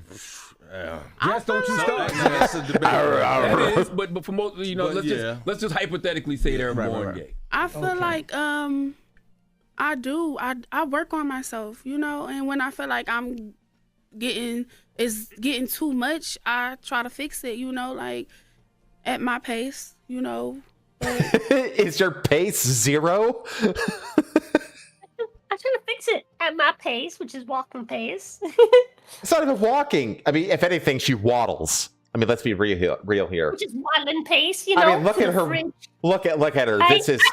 I walk to the fridge. This is not walking. This is waddling. How are you? How you, brother? You good? Nice to meet you, King. Got it. Like that. But wait, just so that we can have like a little bit of like positivity, can we quickly shine a light on Lizzo?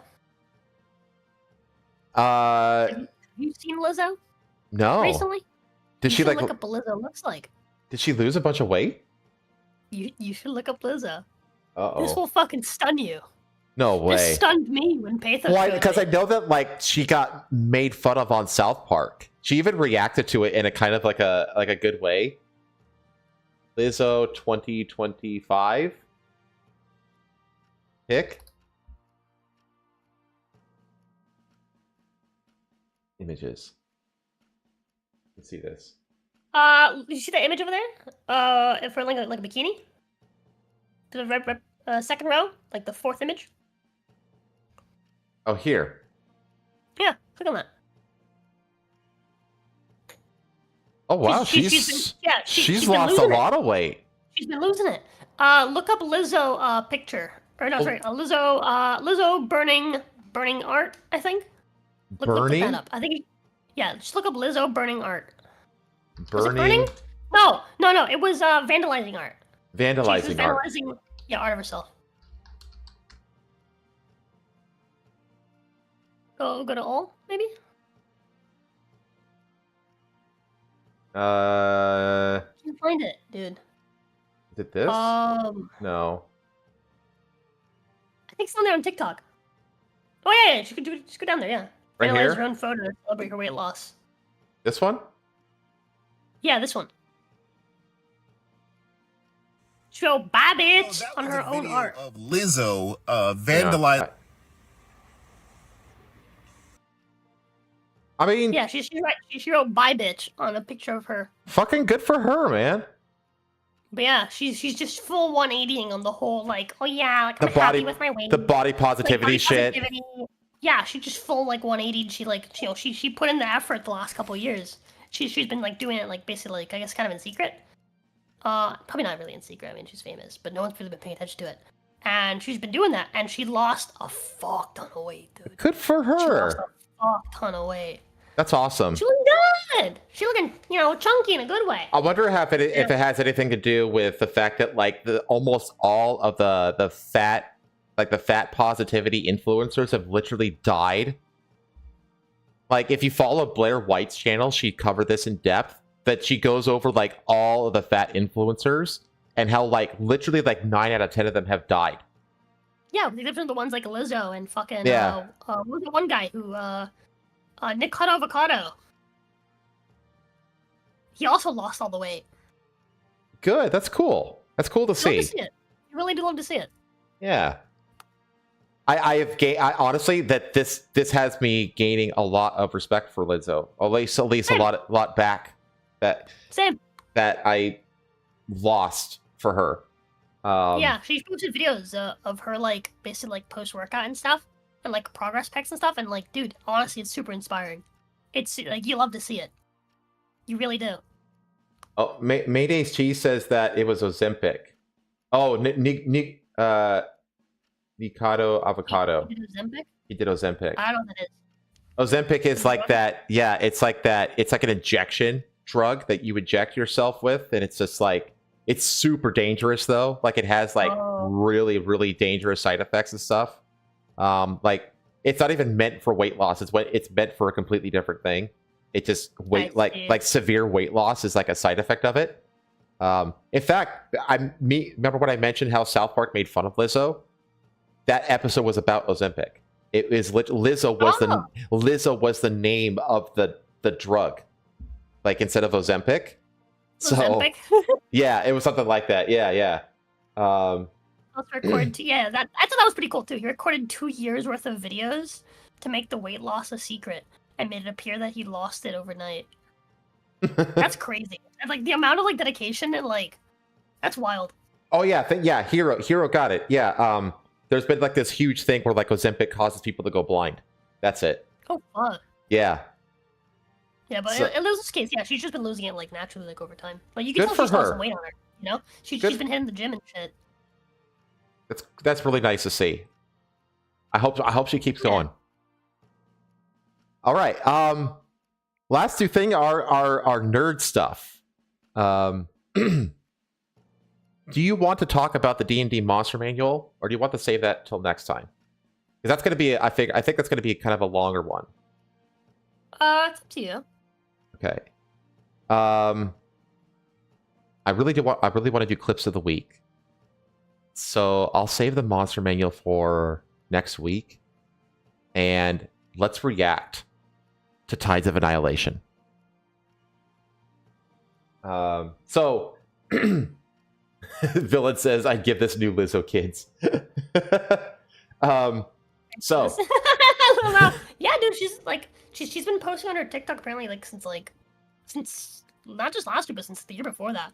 Like routine and fitness stuff. Like she's been all over that. that's awesome.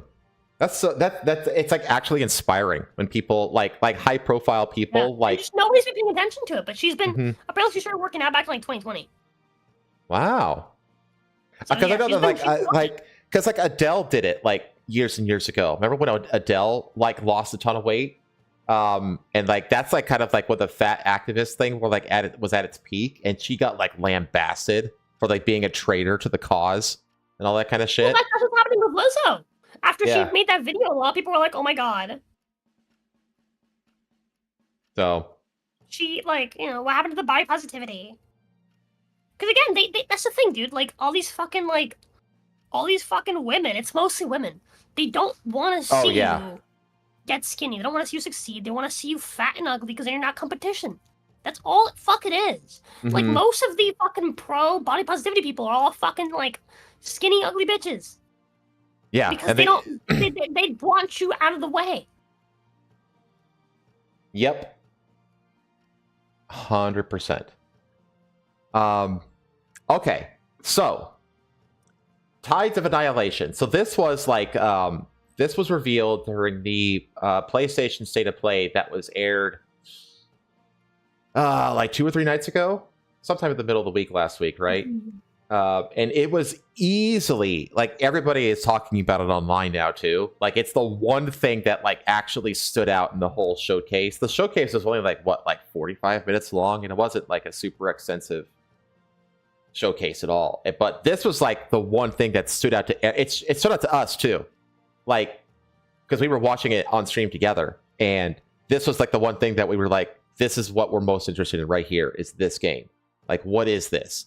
And so now they have released an 11-minute gameplay showcase that we're going to watch and react to. So just tell me when to hit pause, and let's go. Neither of us have watched this at all, so we're going in blind.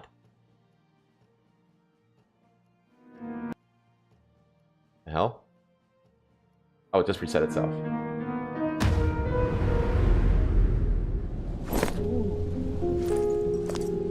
Full screen. Full screen. Full screen. Full screen. There you go. Go. Gwendolyn. Yeah, so do you know what the lore premise of this is? No. The lore is that you're playing like Gwendolyn of like Knights of the Round Table lore. Oh. And you like literally like summon the Knights of the Round Table to like fight by your side as you like travel through the world. That's awesome. Yeah. They give me tingles. I like that.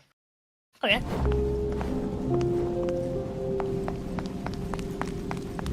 Running animations work. Oh, this place was fine before. I can't unhear the like dragon's dogma character. That's what I'm thinking. Is this a car? It's too small. It's a baby carriage. Ah, a baby. I'm so sorry for everything that's happened to you.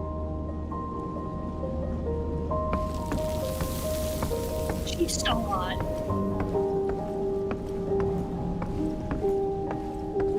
I'm interested to know like what's going on with these frozen people that have been like, is it stone or ash? They got fucking like husks or something. I'm curious what, because obviously like something like that. Because like this clearly takes place in like a Blade vibes. I don't feel it. It's got like this post-apocalyptic kind of thing where it's like, you know, the current day architecture and structures and stuff that have been like overgrown after being abandoned or destroyed or whatever, and you're just kind of walking around in the apocalypse or something. Let's go. Get over here.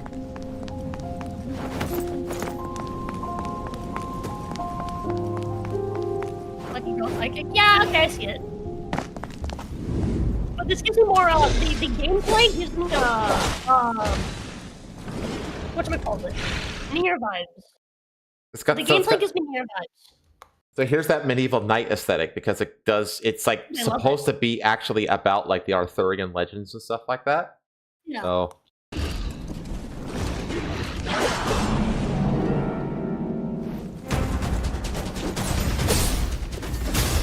So these are the knights, this green and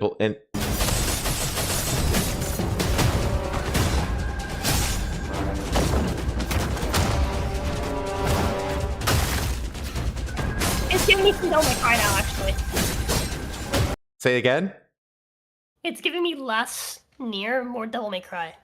Now that I look at it. Yeah, I was thinking Devil May Cry. Right? Like, not in the trailer. It's gonna be Devil May Cry. Yeah, Mac agrees. But these are like the different knights that you could see them up here. Like I guess you like equip them as like companion summons or whatever. Yeah. So I guess that maybe they have like a system where you can like pair them off. Like certain ones like work well with each other and stuff like that.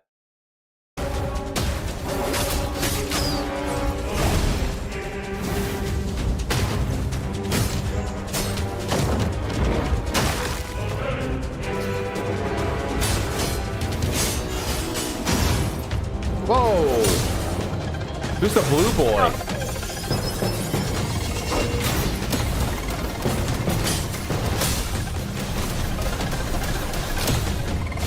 It's very flashy. Yeah, it is.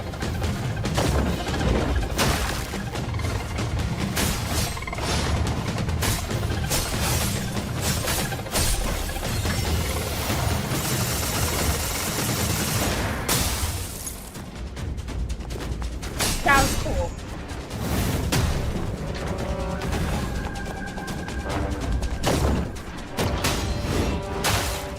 Whoa! Oh, they have finishers. That's awesome. I really like the slow motion stuff, like just a little tidbits of slow motion on like the big impactful moves and like the camera shakes. It felt impactful, which I like it.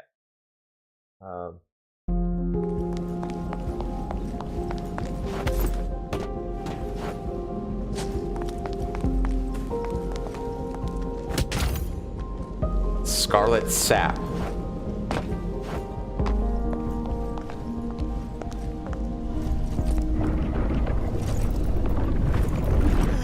Do you fear that? Just a fold realm. Scarlet Waters! Whoa! Run!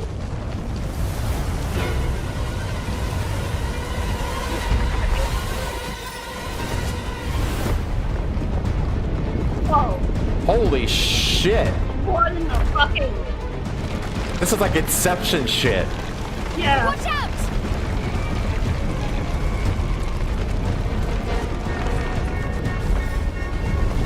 Darn it. The Scarlet like Waters are making this place even more unstable. Okay, now what's his name? See that? Want a shot? Might be a way out. Let's go. Doctor Strange, like fucking Like the Mirror portals. vibe. Oh, Britannia. look at her land. What's on her leg? See that? It's like corruption on her leg or something like that. Whoa. Wonder what's going on there. It looks like her boots like almost like fused to her leg or something. Yeah. Britannia. Long time no see. Oh, no, sweetie. not again. Lots happened. Wait, Black Bullet? It's on her arm too. Her left arm. Oh yeah, look at all that. Yeah, so there's something definitely going on there. Now, clearly this takes place in London, right? This is all London stuff. Oh, we're talking not long time no again. see. What happened to you? It was the Muslims.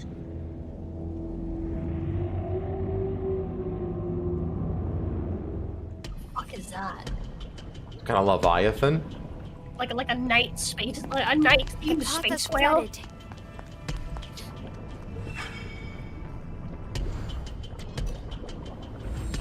Okay, so here's your obligatory Souls-like kind of thing, checkpoint thing. Well, hold on. This not enough yet. So that wasn't really like a Souls like bonfire necessarily. That made me think more of like a Metroidvania like checkpoint. It's just a respawn point. Like we don't know what that does in terms of like respawning enemies or anything. Let's find more. Furry. Up here! Just knock down the pillar. I think it's really funny how like people don't realize that Don't fear the Souls-likes Scarlet are just Waters. 3D Metroidvanias Now we can get with across. RPG elements. I mean, pretty That's all much. Souls-like is. And like the death retrieval mechanic, like that's like So really like that was interesting.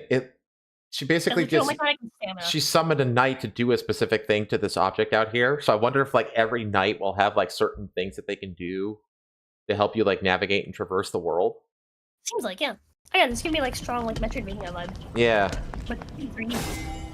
like the knights almost like serve as your tool Like set. knight summoning. It reminds me of Ender Lilies. I sense danger. Seems like that's where we're headed. Once we go in, there's no turning back. We need to be prepared. Ender Lilies also had the whole like summoning knight thing. Mm-hmm. But like put in their own lore, obviously. That was Metroidvania. Oh, she's a bird. She's the bird. yeah, she's the bird. Cool. That's so cool. I dig that. I warned you. Gwendolyn. Did you come here just to get upset? With me? Damn it, Mordred! That's up to you. I wonder if this is to Melody Max standards. It is. It is. She likes it. She been a post. Are you? I don't care what Melody Max standards are. Well, I have more pressing matters. You should have stayed. Hot. I want that. Out of my way.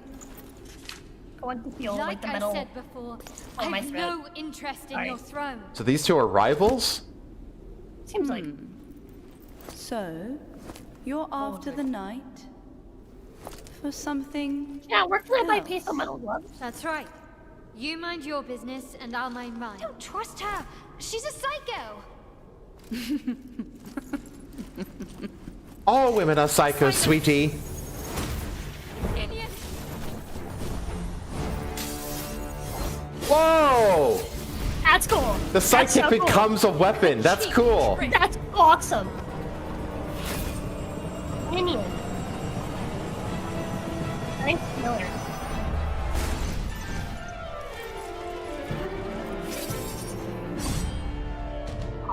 You're weaker than before. I fucking love the way that the Far East interprets medieval fantasy in Europe. Why they do it so much better than the actual Europeans and Americans do. Swinging your sword like that, does that count as fighting? Okay, so there's a targeting lock. This can't win on your own, so you call for backup.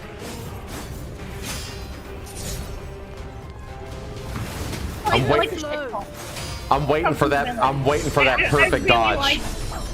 I really like when villains shit got. Bow to me. Half-baked trick. Ooh, that's my combat. I dig it. Very well. This is your own doing, pest. How scripted is this fight? Who cares about? Okay, that choir sounds badass. You're a right pain, aren't you?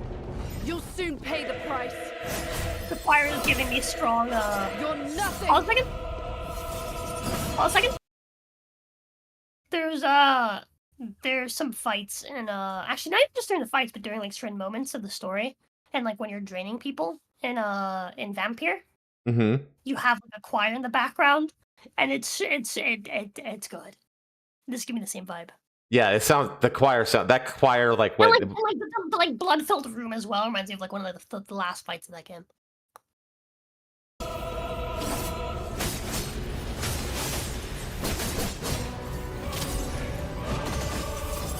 I like that little aerial backflip she did.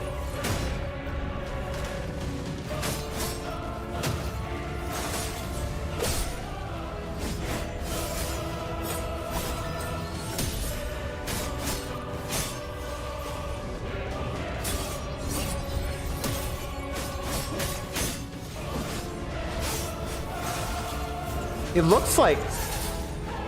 What a beautiful sight. A perfect picture of failure. That's an amazing grab.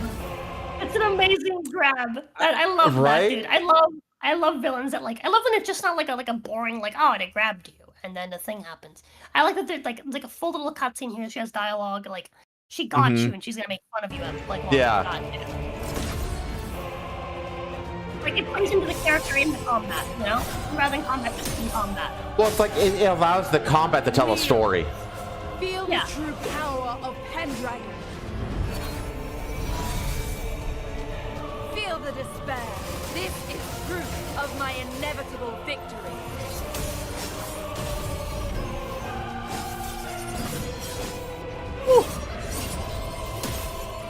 You know what I'm noticing? There's no perfect dodge. It's just basic attack dodge. And then all the like comboing together your various night summons. Which I'm also not seeing no fucking parry timing bullshit. Right. It's just normal combat. It's not. It doesn't seem like. Yeah, you're right. No bullshit. Parry timing, perfect dodge timing stuff. None of that shit. No gimmicks. It's just how is this possible? I think they. Maybe I just aggressed. I might have just aggressed in that very moment. That's. Oh. You were just lucky. I'm really curious what the full moveset is because it looks like there's a lot.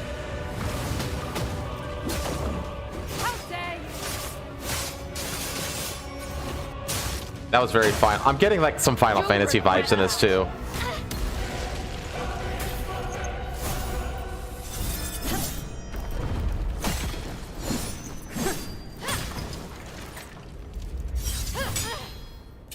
You're nothing but a bug, while I'm destined to have it. Ow!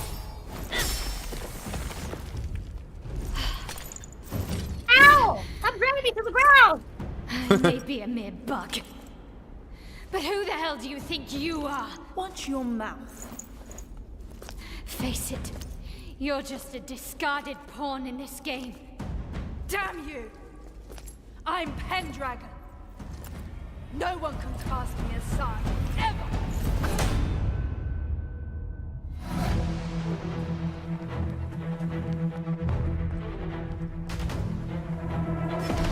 That's cool. Ooh, look at them thighs. Did you see it blow her skirt? Yeah.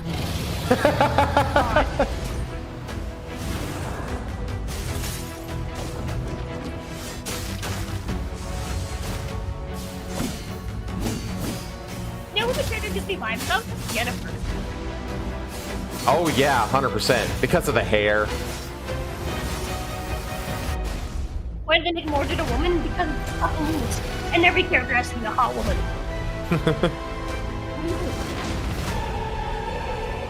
Because they know what's wrong. Like, what are you on about?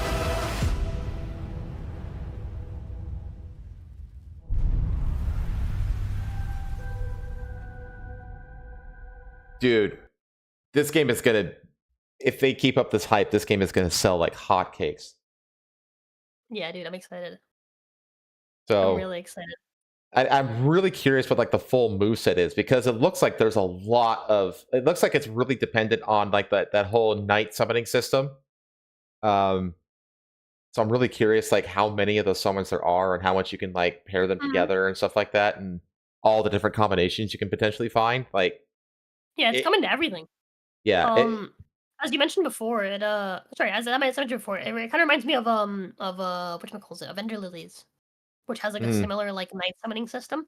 As you go through except that one's a bit different because you go through the games, you fight enemies and then you take their soul and their soul basically joins you, and you can slot them in for like your ability slots and they help you in the fight. Some of them do stuff like some of them act as like utility, right? right. And it kind of reminds me of that. With the like night summoning, except obviously you have like very specific subset of knights and they each have like an element associated. Like there's like the archer bitch with the fucking like the green, right? Yeah. And then there's the ice guy who may or may not be Lancelot. And then there's like the tank, the red tank guy. Yeah, there's the big red tank guy, which is probably what's his name? Guy starts with a G. Gawain? Gawain? That's the my green guess. I think that's the Green Knight. No, I think that's the big red guy. Okay. I don't know the Knights of the Round Table. I might be wrong, but if memory serves, Gawain is like he's like the strongest knight outside of like Lancelot, and he's a tanky boy if memory serves. Okay. But that's a guess. There was there any other elemental colors there? Those are the three that they showed. Yeah, those are the three I saw. I saw Ice Boy, I saw Fire Boy, and I saw like Leaf Petal, Green Bitch. Viking, they recently said that they were ditching the whole like PlayStation said that they wouldn't require a PlayStation account anymore on anything released on Steam. They announced that Sony announced that recently. So they basically made it where like you'll get extra perks if you do have an account, but it's not required. So, we'll see. And it's like they didn't really get into it until the very end. They kind of looked at it a little bit with the whole because they sort of in the original, this stuff, they showed a lot of this in the original trailer during the state of play. That my initial vibe was very Shadow of the Colossus, because you're climbing all these giants and stuff like that. Here's a synopsis from Steam. Tides of Annihilation is a fantasy action adventure inspired by Arthurian legend. Uncover the mystery of an otherworldly invasion in a shattered modern London, unleashing hordes of enemies. As Gwendolyn fights alongside spectral knights to save your family, piece a broken world back together. London lies in ruin, torn apart by an abrupt invasion from another realm. As Gwendolyn, the city's last surviving inhabitant, you will face off against otherworldly foes as she navigates a world where reality and fantasy intertwine, unraveling the mysteries binding this shattered existence. Once vibrant London has been torn asunder into an eerie reflection of itself, its buildings distorted, life forms transformed, and its history shrouded in shadow. Venture into this devastated world to uncover hidden truths and find a way to save your family, city, and the very fabric of reality itself. Experience a unique nightly combat system that allows you to command a band of over 10 legendary knights inspired by Arthurian lore. Each knight brings unique skills and abilities to your team. Combine their powers to craft your own battle strategies, unleashing awe-inspiring cooperative attacks. Forge a path to victory with your personalized order of knights. Towering like mountains, the colossal knights roaming Greater London are more than mere set pieces. They are integral to your journey. Engage in epic battles against these mighty giants, scale their massive forms, and delve into their palatial depths and uncover the grand tales that define their existence. So basically, those giant knights that we saw in the trailer, they're not just set pieces; they're actually bosses. They're dungeons. It's like the it's like the Titans from the Zelda game. That's cool. Breath of the Wild, where you have to like the temple itself is like this giant Titan creature that you have to work yourself through. That's cool. Yeah, I'm really hyped for this one, and I agree. Chase, Lost Soul Aside was a Soul Aside. That one looks too Final Fantasy for me. I really like Final Fantasy, so that's not a bad thing to me. Yeah, to me it's a bad thing. I'm not into Final Fantasy very much. Fair enough. What I am excited for is Onimusha. Onimusha, because there's two Onimushas. There's the Onimusha 2 remaster that's coming out this year, and then next year we're getting the brand new Onimusha game. Which that one I'm excited about.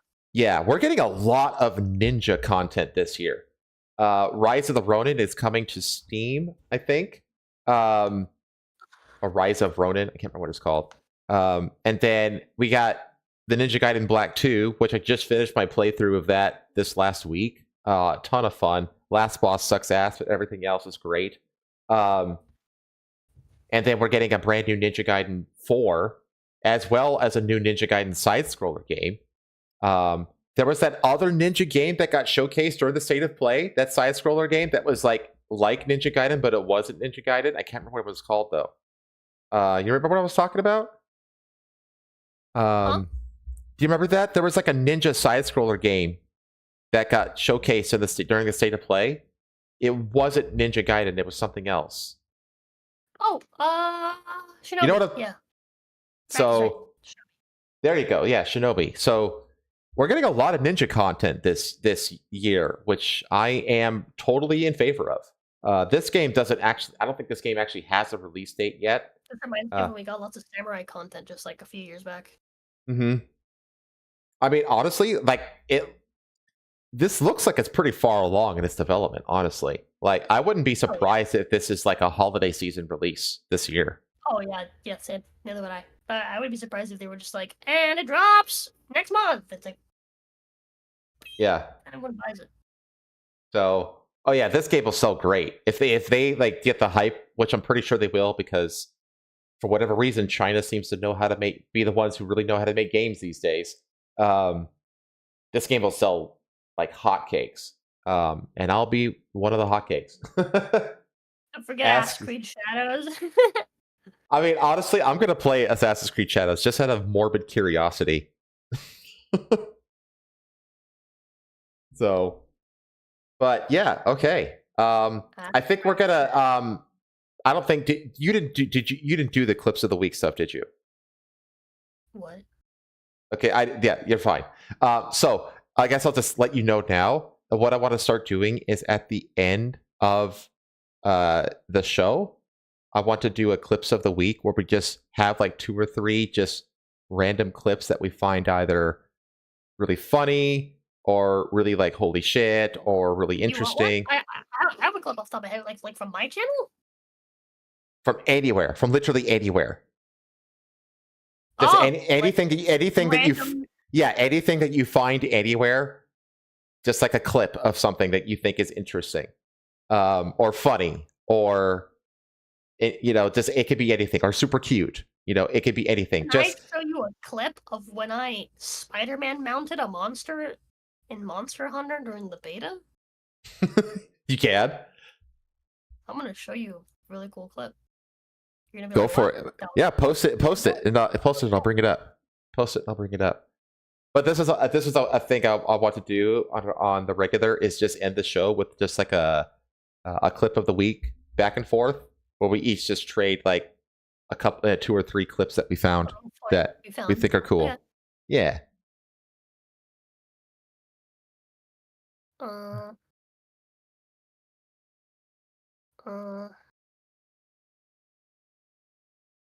Here. I hope you like it. I thought it was pretty cool. I need to get a clip bounty program going. Okay.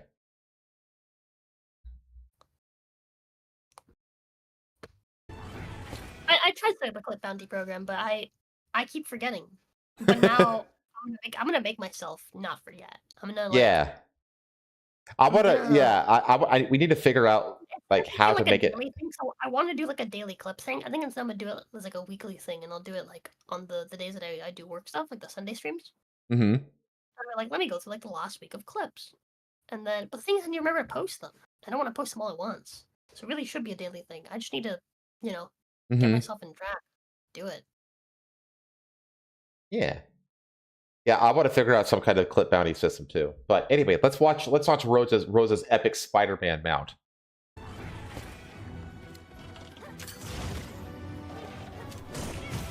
Whoa, that was cool! That's awesome! Off of the grapple hook swing! That's crazy! That was amazing! Yeah, dude, was so I was fucking cool. cool. That happened. I just wanted to hit him. Dude, those are the moments that, dude, I can't wait to play this with like you and Jazz and Asta and everybody. Like, because it's those moments that make this game like so fucking amazing. Is when you pull off shit like that. Yeah. Oh, I can't wait to play this game, man. I've never been hyped for a Monster Hunter game before because I've never had friends to play it with, but now I do. So, I don't have any amazing clips. I have some shorts. I guess I could show a short off since you showed something. Because I have I hired an editor, chat, and he's been working for me for the last. He's been working for me for 2 weeks now. And what he's been doing is he's been scrubbing through this podcast to cut out the individual segments that I want to post as individual videos. But most of his time is spent making shorts for me, and his shorts game is phenomenal. He's got a great shorts game. So let me bring up my channel here. Yeah, let me just bring up the one that I recently had him do.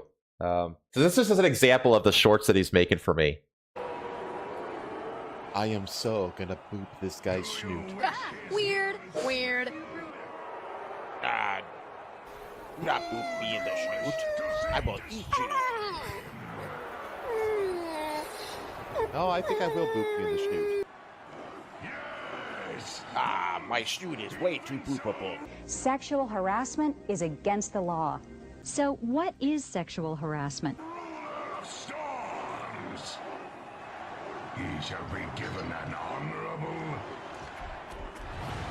Yeah, let me grab my snoot booper. In some instances, the harassment may be verbal. Word around the office is you've got a fat cock. Yes, I do. I've got a fat cock too. Maybe we should rub our fat cocks together sometime. Maybe a little oil. 2 fat cocks. Together. Oil. A few moments later. Now you set my soul on fire. It is not just a little spark. It is a flame. A big roaring flame. I don't remember this guy being very hard.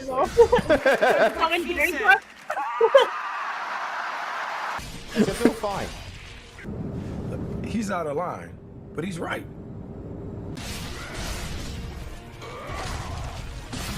See? Easy.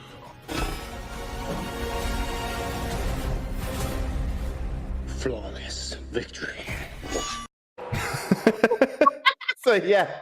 That's why it's the fucking furry mod school. Yeah, exactly. Yeah, like I'm telling you, man, my new editor is, and the thing is, like, I don't give him any guidance on any of this. I give him a timestamp, and that's it. I give him a timestamp, and then I just let him do any of the jokes that he wants to do. And this is the kind of stuff that he makes. He's so fucking good at it. So yeah, that's these have been going up on my channel for like the last couple weeks. They're not getting a ton of traction, but I don't care. They're fucking hilarious, and I love them. So, all right. Well, with that, we need to get the heck out of here because it's been a while. So, why don't you tell chat what you already kind of told us what you're going to be doing tomorrow anyway, but why don't you rehash it just a little bit? I'm going to come in with the sink as Ginny, and I'm going to fucking like gut out the channel, and I'm going to rewrite everything, and I'm gonna rebrand. I'm gonna just sit down with you guys. I'm not. Ginny's gonna do it, but Ginny's me, so I'm gonna do it. I'm gonna sit with you guys, and we're gonna basically just redo the channel. We're gonna rebrand the channel. We're gonna change the name of it. We're gonna do all of it on stream, so no one can be like, "Oh my God, Rosa, why didn't you tell us?" You should have been there. Should have been there. But we did it live on stream, and we're gonna be doing it all day. All day, we're gonna be doing it. I have D&D stuff to work on, but that's fine. All right, I can pull shit out of my ass. Okay, I'm great yet. That's not priority. Priority is we need to get the channel we need to figure out the fuck we're doing. Yeah. Right? We need to like just bring things new, right? We need to get Patho on. I had an idea earlier when I mentioned how like the one character in Tides of Annihilation reminds me of the pawns from Dragon's Dogma. It made me think, you know what? I should have a series where I make Patho play games that I grew up with. Oh, dude. That would be a great. She's down for it though. I don't know if she'll be down. She needs I will tell her. I'm gonna DM her. I can play with her, obviously, like the Souls games and stuff. But like for example, like I was thinking like, I can make Patho play Dragon's Dogma. Like that was one of my top games of all time growing up. Right? I'm pretty sure she's never played it. And I think it'd be really fun to watch her play it. And like give her some guidance. I'll just sit with her and like guide her. I think that'd be super, super fun. But yeah. So like stuff like that I think will be fun. And the Rosa stack isn't actually like going anywhere. Yeah, right? I'm not going nowhere. I'm still gonna be Rosa. Like Rosa's still gonna be around. You're gonna be able to use points to swap me to the Rosa model and stuff. The same way that you can swap me between red and dark Rosa and the towel and all that stuff. We're still gonna have that's new stuff I need to set up. We're gonna set up tomorrow. We're gonna set up all the stuff for Jenny. We're gonna set up all the stuff for Patho. I need to have Patho stuff set up on my mix setup because Patho's gonna be streaming on my account now. So we need to have her peanuts and everything set up. So we're gonna have 2 currencies on the channel. We're gonna have Patho's peanuts as well. You guys can collect Patho's peanuts. That's a great idea. Yeah, but so we're gonna have that, right? So you guys can do redeems for Patho as well. Redeems will work with Patho. You can collect both at the same time. Patho is keeping her own channel too, just so like if they're gaming together, you can get her perspective. Yep, so you can get both perspectives. Yeah. Yeah, so that'll be a thing as well. I might also just dust off the old Ginny channel, right? That's still around, and I might use that for whenever I want Pathos Perspective to be on the main channel instead of mine, and I'll stream separately on the other channel, for example. Oh That might be a yeah. thing we start doing. So, you know, Mm-hmm. we have lots of different ways we could do this. It's gonna take some time before everything is obviously set in place and we're used to all the new stuff, right? But I hope you guys will join me on this journey as we bring in new stuff. Some of this stuff isn't even really new. Some of the stuff is stuff I've been planning for months. Like I mentioned before, like I've had 4 models in the works for over a year now. Chat, Rosa is cursed when it comes to getting completed models. It sucks. I am, but I've had 4 models in the works for minimum over a year. On like the most recent one of them. At this point, some of them as far as like over 2 years at this point. And like it's not just Ginny and Jin, right? Or technically Ginny 2.0, because we do have a Ginny model. That was made by. I keep forgetting what they wanted. I think they wanted to be credited as double. That's what they wanted to be credited as. I cannot link you to them because that's all they wanted to be credited as. But the model was made by Double, which it's really cute, and the rigging is amazing in some aspects, but it's got issues. It's unfinished. TLDR's Double had some health issues, so they couldn't finish it, and they couldn't get started on the Jin model either. So we have a Ginny 2.0 being made, as well as a Jin model being made. We also have a Jade model being made. If you guys know Fire Umbrella, she's been working on the art. It's gonna take some time because anyone that doesn't know, Fire Umbrella's a kid, and she's going through school. So, she's working out, her college stuff now, and she's busy. She's a busy girl. She's got lots of dreams, lots of big dreams. They haven't been crushed yet, so she's busy, right? So no rush on her, for that. I also have her working on she made the hand mug asset that we're gonna be using for chat, as well as the new tankard. And she's also making the new background, because I want to use a new background for Ginny, since I kind of relinquished the one I originally had planned to be for the podcast for OCP.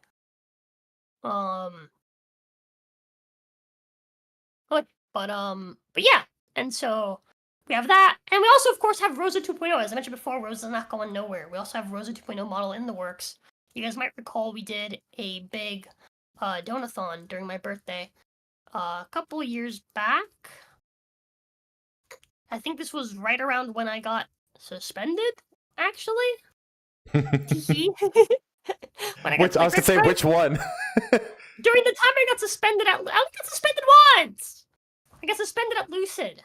Right before I left for Lucid, saying retard.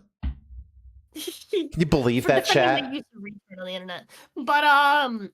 But we had like a month-long like donathon where we had gotten up the money to both like draw and rig Rosa 2.0.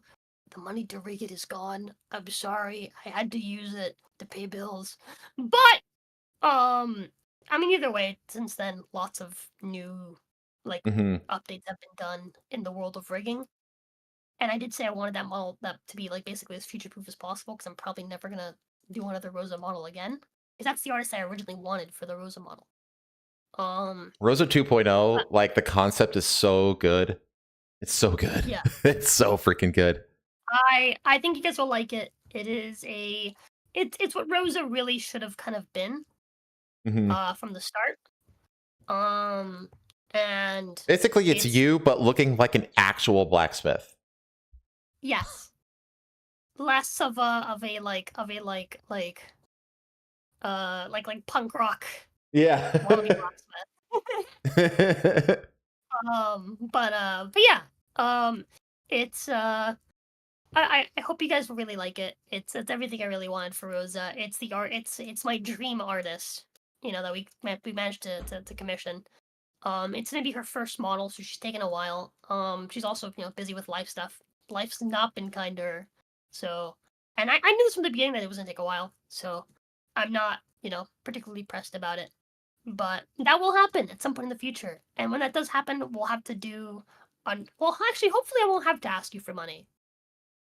Hopefully I'll have some saved up and I can just do it. You know? Nice hat, goggles. I was just about to say, like, I never wear this because I can forget that I have it, but I have goggles similar to yours. It's supposed to be like flight. That's supposed to be flight goggles. Yeah. But yeah. So that's something that's like again. I have all these models in the works, right? Rose is not going nowhere, right? We're gonna have like a little like I don't want to call it a re-debut. I'm tired of using the word debut. I don't want to use the word debut no more. We're gonna have introductions for Ginny and Jin when we get the Ginny 2.0 and the Jin models. We're gonna have proper introductions for those characters. We're gonna have an introduction for Jade when we get her, and we're gonna have a reintroduction for Rosa when we get the 2.0. Mm-hmm. So cool. And if we're doing awesome, right, and we reach like, you know, if we're doing super great, and I have excess money, get ready for D&D character models. Whew. That's a ways out, though. That's a ways out. But I do think it'd be fun to have an NI model. Yeah. Just. And who knows what technology will be available at that point? Because I sent you a link, but like there's a creator named Suika that just released like a customizable VTuber model. I saw that, yeah. It's like $120, and it's got like a ton of customizable options for like a pretty dang good quality VTuber model, actually. Yep. I actually want to try to play with it to see if I can make Filmsman. But I have two quick announcements. One is I found yet another artist to try to get a unique background for this show and actually get this show, like the theme of the show, realized finally. So that's getting going this weekend. Hopefully this one actually comes through. Fingers crossed. Second announcement is I'm going to be on OCP on Tuesday because Amaretta has no voice, and so I'm gonna fill in for her for the show and hang out with Jazz after my Yakuza stream. Oh wait, no, after oh god, after Subnautica, I'm starting. Oh god, I'm terrified. I'm so terrified to play that game. Are you really, dude? I have thalassophobia. Are you kidding me? Oh, I didn't know that. I have thalassophobia, and I'm going to be playing Subnautica starting Tuesday, and I'm going to die. Intro of Fallout. Oh god! 4. Remember that? Wait, say again? Do you remember when I forced myself to play the intro of Fallout 4? I don't think I have it that bad, but honestly, though, you know what? I just might. I've never gotten thalassophobia to the point where I almost killed myself with it. I didn't almost kill myself. Well, that was a different event. I know that was a different event, but I don't think I have that level. But it's significant. We'll say it's significant. So Subnautica is the ultimate horror game for me personally, and I'm gonna start playing it on Tuesday, and I am gonna really try to finish it. I'm gonna really try. They wish you the best. I don't know, man. I don't know if I'm going to make it, but I'm going to try. So, NDA has been super stoked about it for a couple weeks now. So, but those are my two announcements. With that, I think we can go ahead and get out of here. So, thanks for hanging out, chat. It's always a pleasure to see every last one of you. And we'll see you on the next one. Take care. Hi, chat. The watch is yours. Take care.